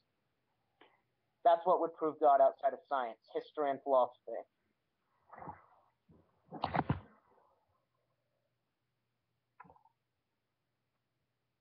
Well, if there's a good argument for the existence of God with evidence, then present me with it. Okay. Define evidence. Define evidence? Why do I need to define evidence? You don't know what evidence is? Do you? Is logical contradictions evidence? Is philosophical arguments evidence? Or is the only evidence you're willing to accept some kind of physical proof? Well, yeah, physical proof is then your argument is invalid. You are asking for a scientific explanation for something that is not scientific. Not necessarily, Michael. He could be asking to see a miracle, and he could accept that science can't absolutely determine that it's God. But wait, there is no way. You're talking about psychology now. Could we please have? I'm sorry. Could we please have some order in this session, please? Yeah, great. Right, you speaking. Right, tell me you finish your point, and then if someone wants to speak, is it okay next?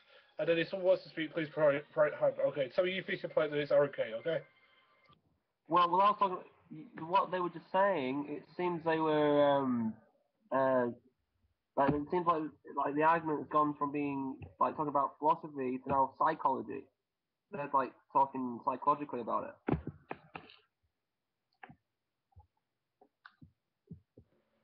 Okay, Aaron, next, please. All right, we've been over this a number of times. You yourself admitted a few minutes ago that the only type of evidence that you would accept for God is scientific. We cannot attain scientific evidence for God because God, by definition, is not something that does not exist within the realm of science. So we say, there's no evidence. We say that scientific evidence for God is not attainable. Then you just turn around and say, well, I mean, give me an argument, has some evidence for it. Then I'll believe it. But you just defined evidence as something being only scientific. Your challenges are completely irrational and they're not meetable, so they are therefore invalid. Even then, that person started saying about miracles, or if you see something that you can't explain, you should just believe in God. Well, that's just crazy. No, if something happens which I can't explain, that doesn't mean it's a God. May I defend myself? Because I did not. That's not what I meant, and I don't think that's what I said. Okay, Tommy, we've got Puppet Settle, then Lapkin. And after Lapkin, I'd like to give Tommy the last word, then bring Oliver in. I would say that I wasn't saying that we should look for a miracle or a thing we can't explain and then say God did it. What I was saying is that if it's possible to have physical evidence for a God that's not scientific per se, if it is accepted that a miracle is simply the most logical explanation due to it occurring I don't know, maybe it occurs in a religious context for reasons that logically a God explains well, but because a God is supernatural scientifically, that question cannot be addressed. That's what I was saying was possible, and likewise with a historical account for historical. There is no miracles. There's no evidence for any miracles. Everything happens for a reason. Please stop Please stop talking over someone. Please. Let him finish. I thought he'd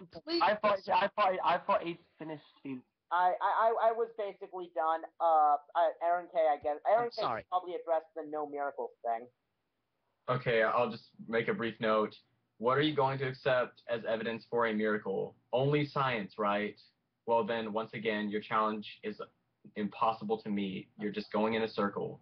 Let him contradict the idea that he would only accept science. Give him a chance. Is no God just said? You're saying magic.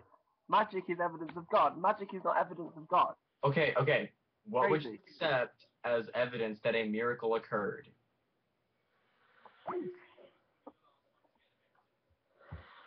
Apparently, you don't have a criteria, Lapkin. Thank you. First of all, I apologize for, shouting at Tommy. Sorry. Kind of tired here. That was very obnoxious of you. You were very obnoxious. I'm sorry. I'm very sorry. I apologize. Let me address in a more calm way. Now, I wasn't really present on this show here, so I'm only here recently, so I can't tell really with certainty.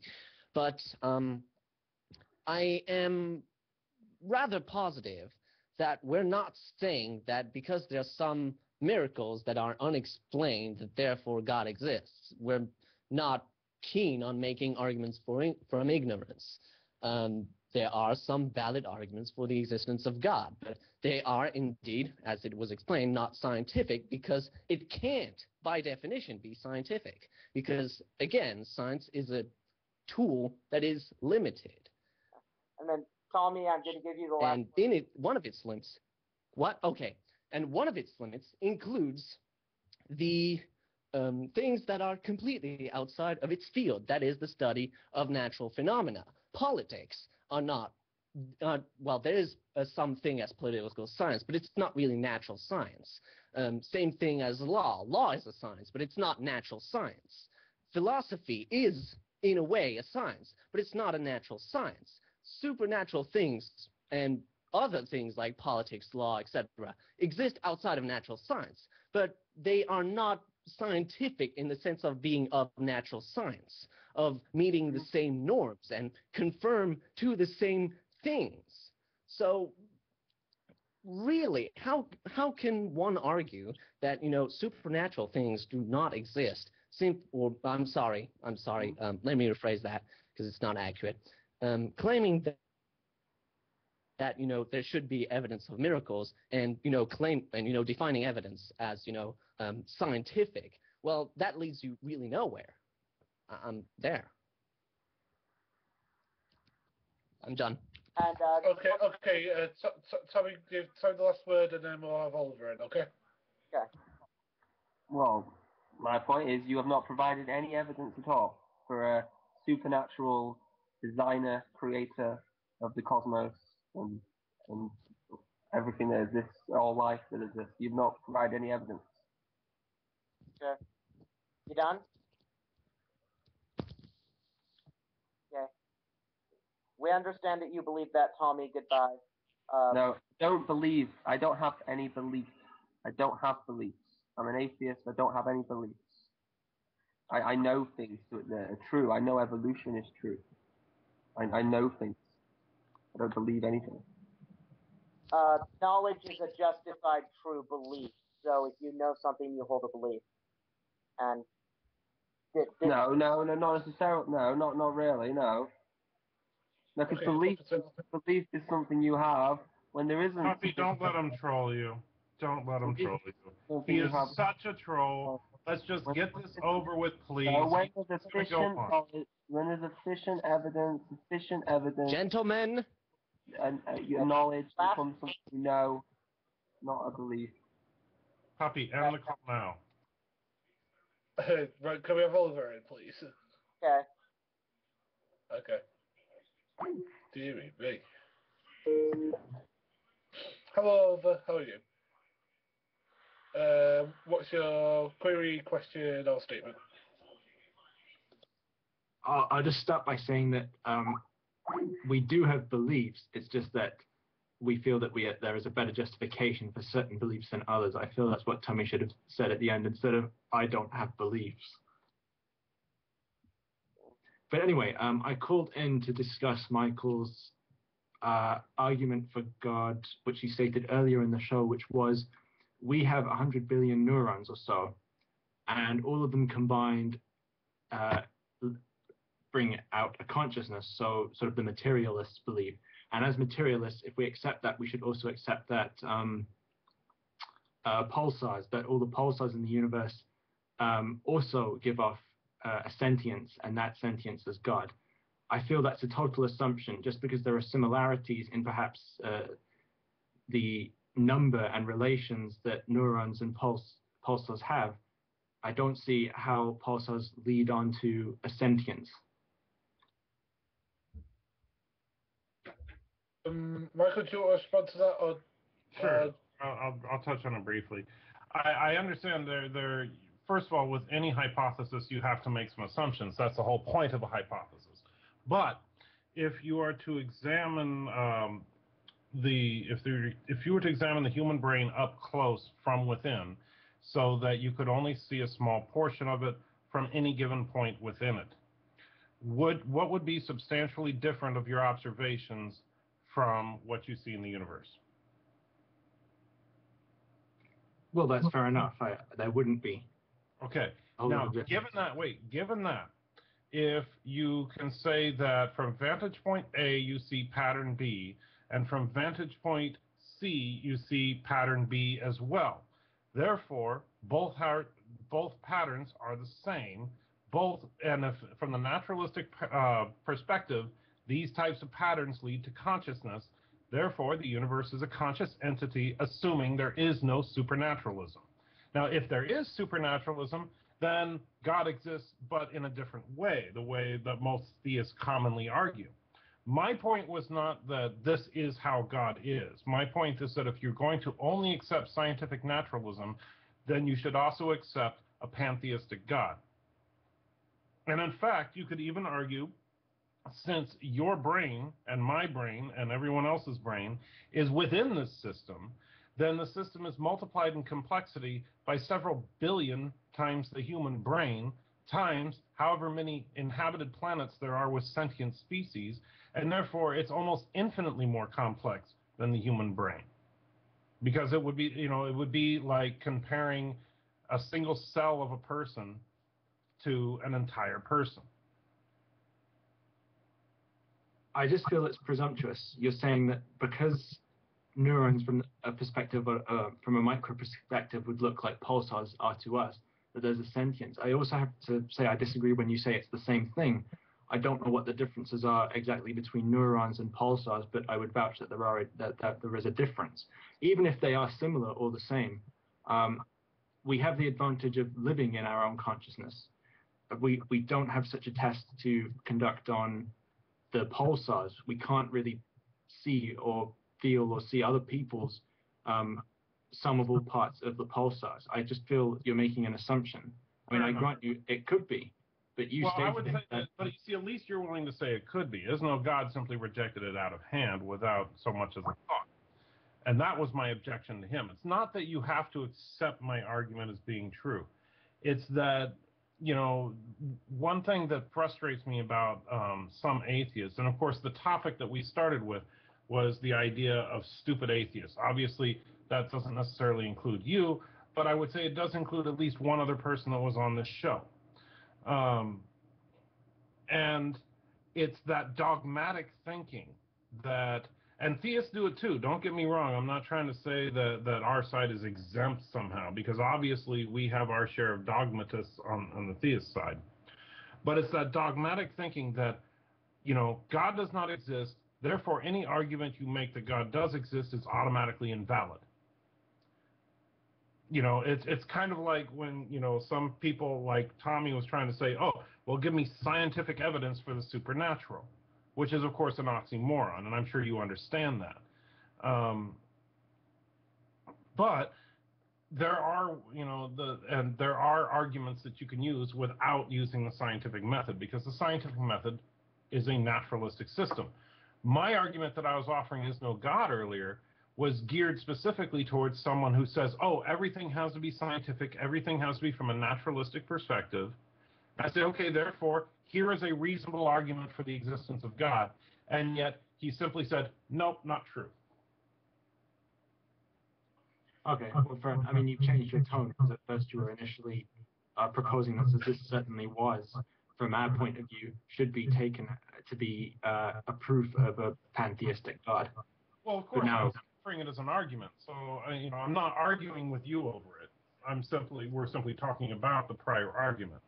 So, you obviously, if I'm having an intellectual argument with somebody, it doesn't matter on what subject, I'm not going to say, well, because I don't know this to be 100% true, I'm going to back off and go easy and say, well, I don't know if this is true, but I think, no, I'm going to assert my argument with every bit of force that I can to try and convince the other person that it's true. That's the whole point of debate.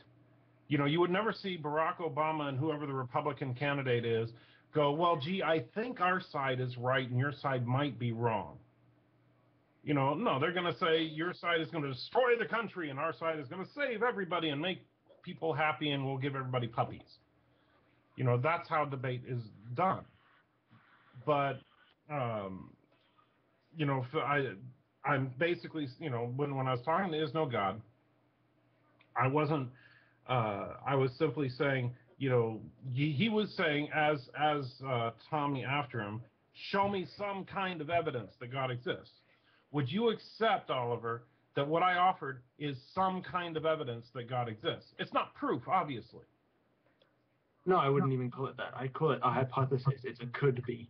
But again, I thought it was very presumptuous. So a hypothesis that is consistent with the observable facts, which I did offer, is not evidence. So any hypothesis out there should be patently rejected unless it's absolutely proven true.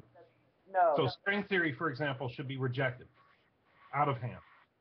I'm not saying that. I'm just saying I don't think you've provided evidence. You've provided a hypothesis. I never said we should discard it. My hypothesis is that a pantheistic God exists, and as evidence I offer the nature of the universe itself. Have I offered no evidence at all? No. Okay, well then on that I just respectfully disagree. You can't say that I offered no evidence. You can say I don't believe your evidence, I find it insufficient or whatever.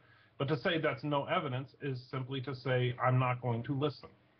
And that's my problem. I've listened. No, I've listened. I just don't accept that the nature of the universe corresponds in the same way that are neurons. But even if the evidence is faulty, it's still existent. It's like if you offer, atheists offer various arguments for the non-existence of God. I would not say they've offered no evidence. However, I would say that those arguments are faulty or their evidence is lacking. There's a difference between simply saying you have no evidence and saying I disagree with what you presented. Michael, I'm sorry, but we've got a couple of people who want to go after you. So could you round up your point and then let Oliver respond to that, if that's okay? No, that's fine. I'll stop there. So I apologize that this came back up, and I know you guys are probably mad at me, and I'll be quiet. We are. Oh, that's okay. Well, I guess we just have a disagreement on, or how we have a different criteria on when we'd use the term you've provided evidence or there is evidence. I don't know if you've heard of this, but yesterday I was looking at the aquatic ape hypothesis, and I entertained it to the same degree. I said, oh, okay, this could be an explanation for why babies swim underwater when they're born for the first few months, and webbed fingers and bipedalism. But I certainly didn't say this is evidence of it. I sort of entertained the idea. If you want to say that is evidence, and that your hypothesis is evidence, then you're welcome to it. I'm not so quick to call it evidence. You presented an idea. I don't think there's substantial evidence to support your idea. There would be if, say, I could inhabit the mind of all the what was it again? Sorry, it wasn't quasars. It was pulsars. Thank you, pulsars. If I could experience that consciousness from all the pulsars interacting with one another, then I'd say we have evidence. But until then, I'll say that you've put out an idea. How could you experience another being's consciousness? Well, you can't. Okay. But with another being, I can experience them, and I can use my own. And you know what? Millions of Christians, Muslims, Jews, and other religious people claim to experience that being. And you don't. I did one time, but that's another story. Okay, so are you convinced that you were psychotic, or that you were mentally ill, or that you just were delusional, or what? I think I was emotionally disturbed. Yes, I mean, I just happened to have a very emotional experience, and I. So do you then believe that the majority of the population of the world is emotionally disturbed? Well, no, because not everyone is the same type of believer I was. Fair enough. There are certain people who I think are emotionally disturbed. Yes, not everyone is.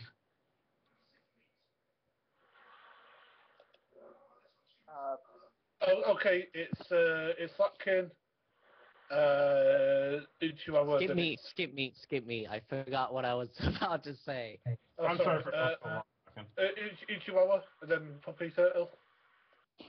I just wanted to say that this thing with the evidence is something that really frustrates me because really the way that I would think about evidence is it's anything that supports an explanation or that fits in with the explanation. Like, for example, if we say that, if somebody murdered somebody, that's the explanation for why somebody's dead. A gun at the crime scene would be an evidence for that. Whether or not we actually agree that there was an actual murder there, a gun could be considered evidence for that. And what I see atheists do often is they say, well, this evidence doesn't support the conclusion I agree with, therefore it's not evidence, which I think is I don't think that's a good way to approach it, because then we end up dismissing evidence, and oftentimes it's the cumulative amount of evidence that ends up supporting a theory. And if what happens is we end up dismissing the small evidences, and then because we're dismissing the individual evidences, we end up not accepting anything different than what we believe, because we can't accept the cumulative evidence. So that's all I have to say on that. Okay, Poppy Turtle. I would say I would add one more criterion onto a definition of evidence. I would say evidence is something that is a fact that is consistent with that is consistent of a certain claim and not consistent with a contradictory claim, preferably a significant contradictory claim that some people actually do argue for. That's what I would say evidence is. And okay, you brought my curiosity into full swing. Not everyone is the kind of religious believer you were. I mean that you're not going to get away with saying that and have me not ask you to elaborate.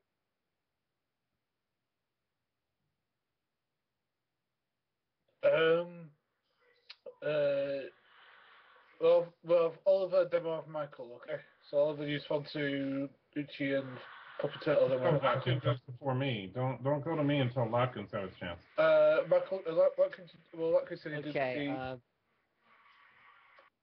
Basically, Aochiwa stole all my points, but I'll just add one thing.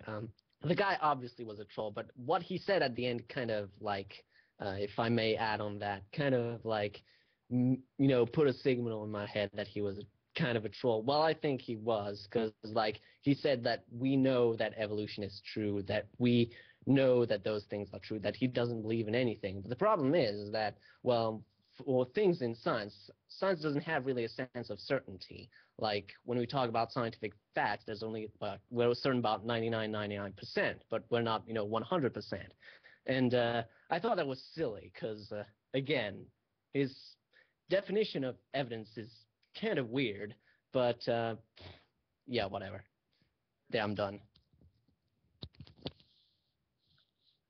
Okay, Michael. Oh, sorry, Oliver, then Michael. I Harvey, it's quite a long story. Maybe I can come back another time with why I consider myself emotionally disturbed and why I don't consider other theists not emotionally disturbed. I can vouch for Tommy. I mean, I know him from, there are these Irish guys who call me once in a while. He was not trolling you, at least in the deliberate sense of how I troll the Magic Sandwich Show and Gin and Tonic.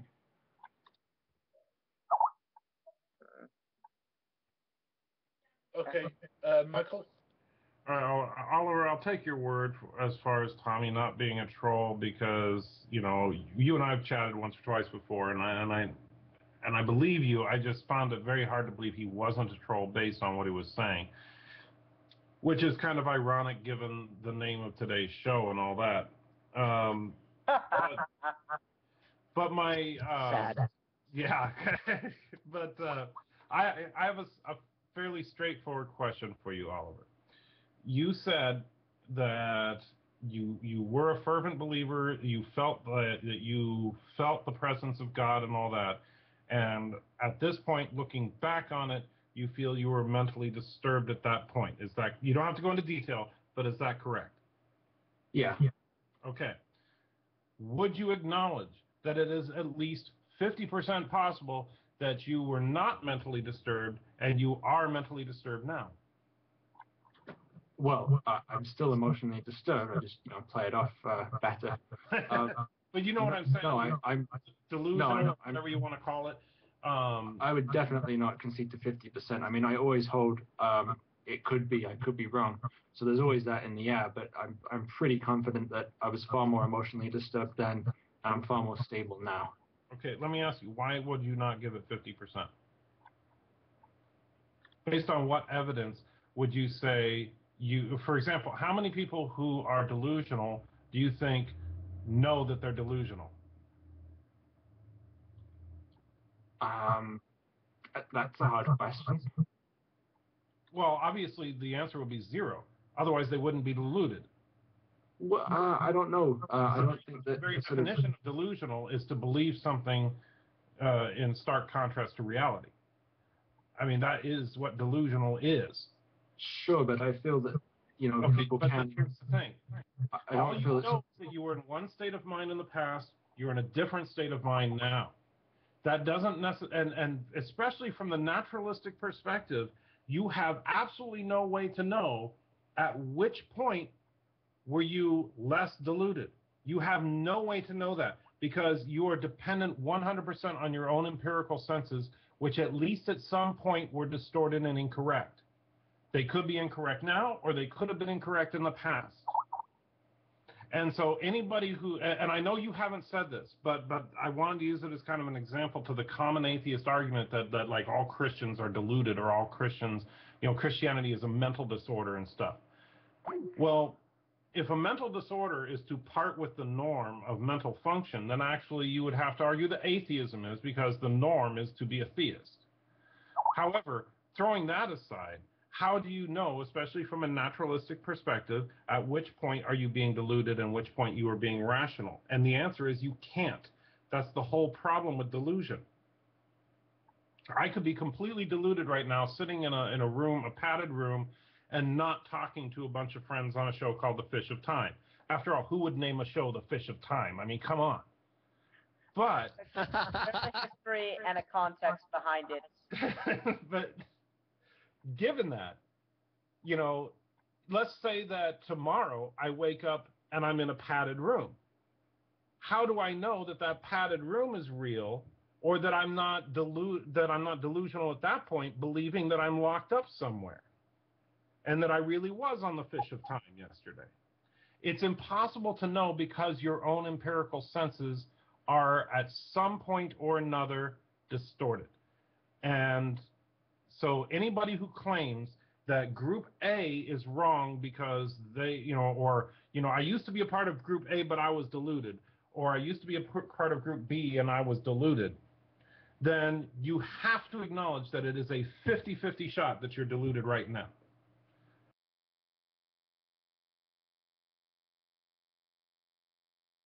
Well, 50-50 shot is different from what I believe. And you're asking me, how do I know? I don't know. I believe. But I have a good deal of confidence in my belief, and it's certainly nowhere near 50%. I mean, yes, I don't know that I'm not plugged into the Matrix or that I'm not dreaming, but I believe I'm awake. We're going to something not extreme. How do we know that, for example, your feelings of the presence of God were not 100% genuine, and your feeling that it was a delusion is in fact a delusion? I don't know, I believe. Right. But given that you have to depend on your own empirical senses, how can you say that it's anything but 50-50? You have no way of objectively observing it. The only way is for another person to observe it, but even then, you would be dependent on what they tell you and you perceive through those same deluded senses. The entire world, from your perspective, is subjective to your delusion.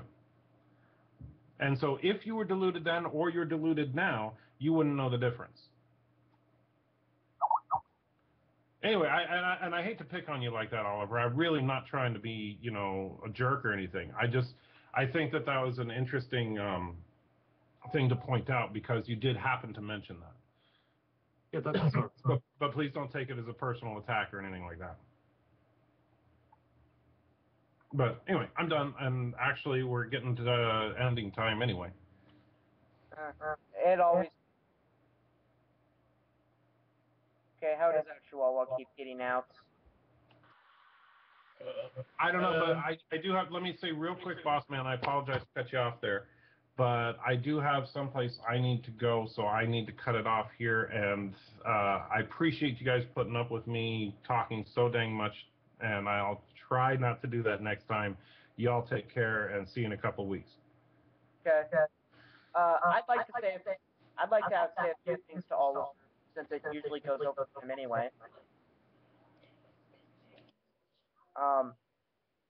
I'd like to say, Oliver, does the fact that you have that in the past when you believed in God been delusional? Would you say that makes you hesitant to re-embrace belief in God now? No, that doesn't. The fact that I haven't experienced anything since, which I could conclude as being credible, helps it. I will admit I have an inclination against it. Like if I ever feel the presence again, or I feel that way again, I'll have an inclination to believe it's my own mind. However, that doesn't mean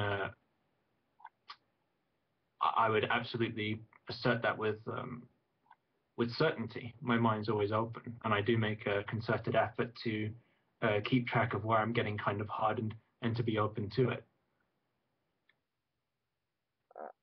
Okay, so I didn't say be hesitant for the experience. I mean, I said be hesitant to believe in God at all. Like, are you inclined, like some people who would regard themselves as insane when they were atheists before, to think whenever an argument starts to kind of convince you to think I'm just going insane?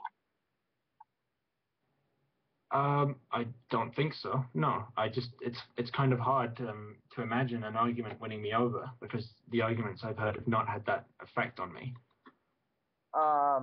Yeah, okay. What is your opinion on when Is No God was in here trollololing? I mentioned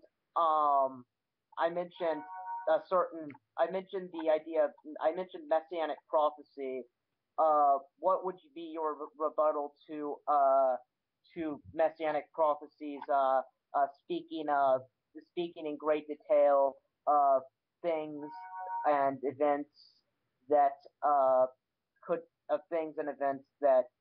could not have been known about beforehand, unless they were unless they were divinely inspired in origin, particularly the messianic prophecy whose fulfillment absolutely cannot have been engineered, which is that through the Messiah, the world would end up on its knees before the God of Israel. That happened, and that couldn't have been engineered by Jesus or the apostles to occur. And in fact, based on the environment of persecution that existed early on, it would be difficult to predict even then that it could possibly occur. Yet it has. So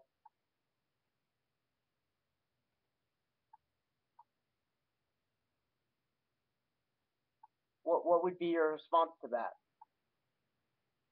I haven't really looked into this messianic prophecy. From what I heard, you mentioned that it accurately predicted details of, what was it, people going down to the knees of the God of Israel.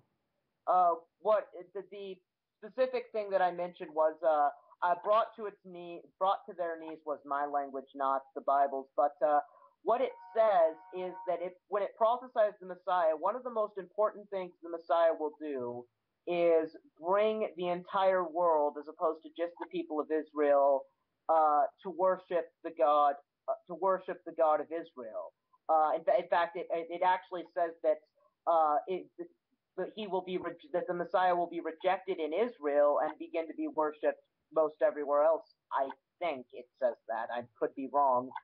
So I mean, what would be your response to that prophecy? Because its fulfillment cannot possibly have been engineered, and yet engineered, and it wouldn't. It's kind of unprecedented based on what's going on in early Christian history. Yet here we are 2,000 years later, a third of the population worships the God of Israel because of this guy who is at least claimed, and in my opinion, the historical evidence best supports that in him were other messianic prophecies fulfilled. Well, I'd say he said something and something came to fruition that maybe could be construed as what he said. I mean, repeat it again, but did he say he'd say get all the world to fall to their knees? I am not sure exactly. I'm not sure exactly how it's worded. I think it's worded in a way that it's all the world or all the nations of the world or something like that. It may be all the world. I'm not positive.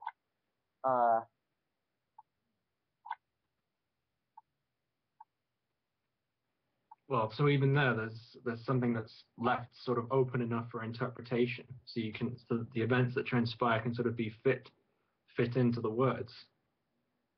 It's not really a force fit. It was predicted that the world at large would begin to worship the God of Israel because of the Messiah.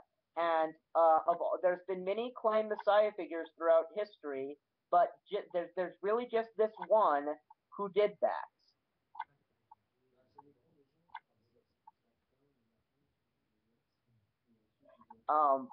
And if you don't accept that, then on top of that, I would offer the exquisite depiction, what I consider to be very detailed and accurate depictions or writings of what crucifixion is and that it would happen before such a thing in documents in the Old Testament written before such a thing existed. I don't know much about that, but I know something about it. Says pierced flesh and stuff. He mentions being pierced. In Psalm 20, in Psalm 22, which is a messianic prophecy. I think it's in Psalm. It may be somewhere else, but I think it's in Psalm 22. It mentions the Messiah being pierced through his hands and his feet, surrounded and mocked, and all of these various things. It's a beautiful picture of the crucifixion of Jesus before Jesus was born and before crucifixion existed. Okay, Uchiwaba. I just want to say that I personally don't really think that prophecy is very good evidence, because it seems like unless it has like a date and really specific things like what's going to happen, like I mean maybe like the temple's destruction or something like that would be good, but I don't really think that it's good because it's possible that it could be interpreted otherwise. And it just doesn't really seem very strong. What I would see it as is more of a necessary. It's necessary that Christ fulfills these things, but it's not it's not very strong evidence compared to like the resurrection or philosophical proof. No, I mean, the main reason I'm asking this is because it's not mentioned very often, but I would say I disagree with that. The reason that I think fulfilled prophecy is in and of itself a pretty good a good argument is simply because I guess I disagree with the idea that it can be necessarily that it can be casted back that it can be casted back. I mean, yeah, there are prophecies that are insanely vague and that you can do that with, but that the biblical prophecies, I would say, are not like that. They're very specific as to what they're predicting. Is there a conceivable other event that could have fit the prophecy besides the crucifixion of Jesus? Yeah, yes, I could conceive of an event that could possibly have come to pass that the author may have had in mind besides crucifixion, but that there's not very many things that could easily fit that. This isn't like Nostradamus, where it talks about two rocks warring for a long time, and then the king of evil will do X, Y, Z, and that's 9/11. This isn't like that. I would say that the biblical messianic prophecies are very specific in a way that those aren't. Well, I think we'd have to go into specific examples, which I don't think we really have time to do here. And I guess we'll let Lapkind go, but we need to wrap this up soon because I gotta go. Yeah. Okay, we'll get Lapkind go, then we'll finish. Okay. I was gonna say after that, I'll give Oliver the last word, then we'll wrap up the show. Okay, no problem. Lapkind. Okay, I just wanted to say, these guys, they're crazy, hide your kid, hide your wives, hide your husbands, because they're using Texas sharpshooter fallacies everywhere. Yeah, sorry, silly remark. I thought we would end on a funny note. Okay, Oliver, do you have a last word? I can't comment on the Psalm 22 prophecy because I do not know it. I can just say overall, I'm not terribly impressed with prophecies because as Chihuahua and yourself have mentioned there, they can often be quite vague, and you can fit what the events that happen in. You can say, oh, that part of the prophecy symbolized that. And again, the symbolism is very often, I find, sort of flexible enough to fit the events that will happen afterwards. But I'll look into Psalm 22. Obviously, like I said, just because I have an inclination against prophecies doesn't mean I'm completely closed-minded to them. Okay. So, I've given you the link. So with that, are you ready for me to send you out? Yeah, thanks for having me on. Okay, no problem. No problem, dude. All right. So just wrap up the show I guess we'll just wrap up the show by saying what the next show is about, and then letting everyone here have their last comments. Bossman? Is that cool? Yeah, sure. Who wants to go first for the last word? I'll let Uchi go first because I think he needs to go. Okay. Well, I wasn't terribly happy with the topic of this discussion, but it is good to address the more ignorant,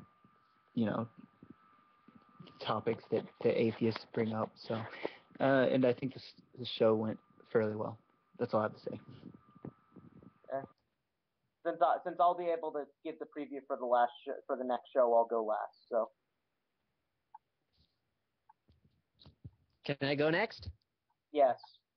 Okay. Yeah, you can go. Yeah, okay, I kind of had a problem with the title of the show too, because again, every demographic, every social group has his share of stupid people. Even this one, who knows? Maybe I'm the stupid people in this group. Maybe it's someone else. Who knows?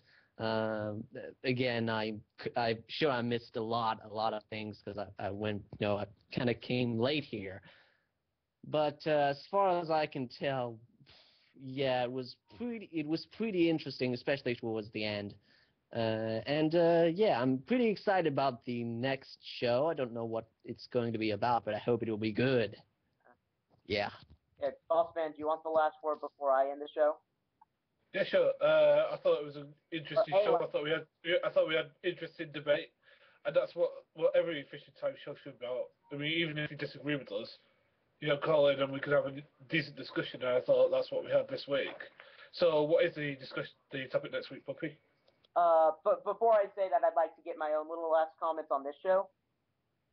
And that would be, I would say that the reason that it's important to talk about the more ignorant atheists is because Thunderfoot does not have however many subscribers he does because people understand theology well enough to pick him out for how much of a moron he is in that area. It's not as if, that's why you have to address these people. But the topic for the next show, let me verify. The topic for the next show is miracles.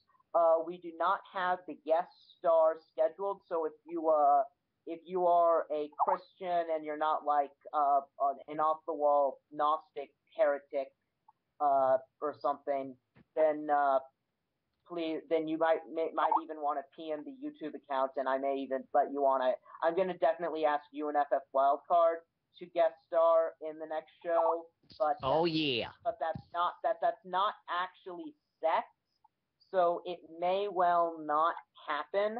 But that's my plan is to get him on, but he might not come on. If he doesn't, then after that there will be a couple things. The topic, as I said, is miracles, and specifically the issue of miracles as it relates to history, and can it prove miracles, but also miracles in general as a topic. And this is by the way, this is Aaron K's idea, and then the one after that is going to be mine. So. What's going to be the next after the miracles? It's the afterlife, but I don't want to go too far ahead of myself here. That's in a month. So yeah. Thank you everyone for watching the Fish of Time show. God bless. And Ouchie, you have the outro music.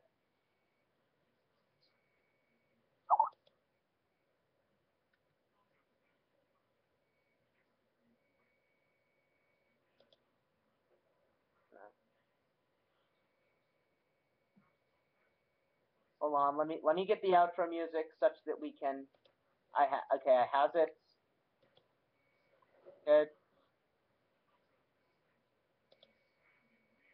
I has it. I have it.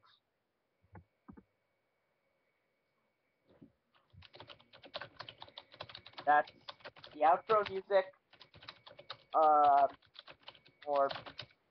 We are encountering technical difficulties. Please stand by. Okay, Ouchie, go ahead, do that, or go ahead. Okay. Broadcast the music, and then we'll.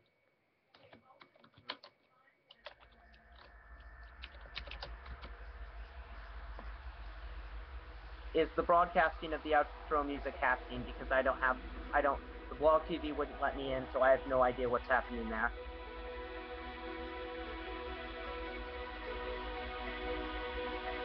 Ouchie, you there?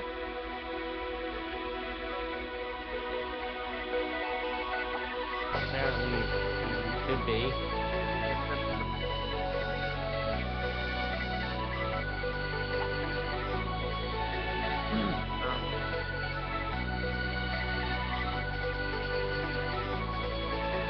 of course, they heard us bickering over the outro music, didn't they? Yes, they have.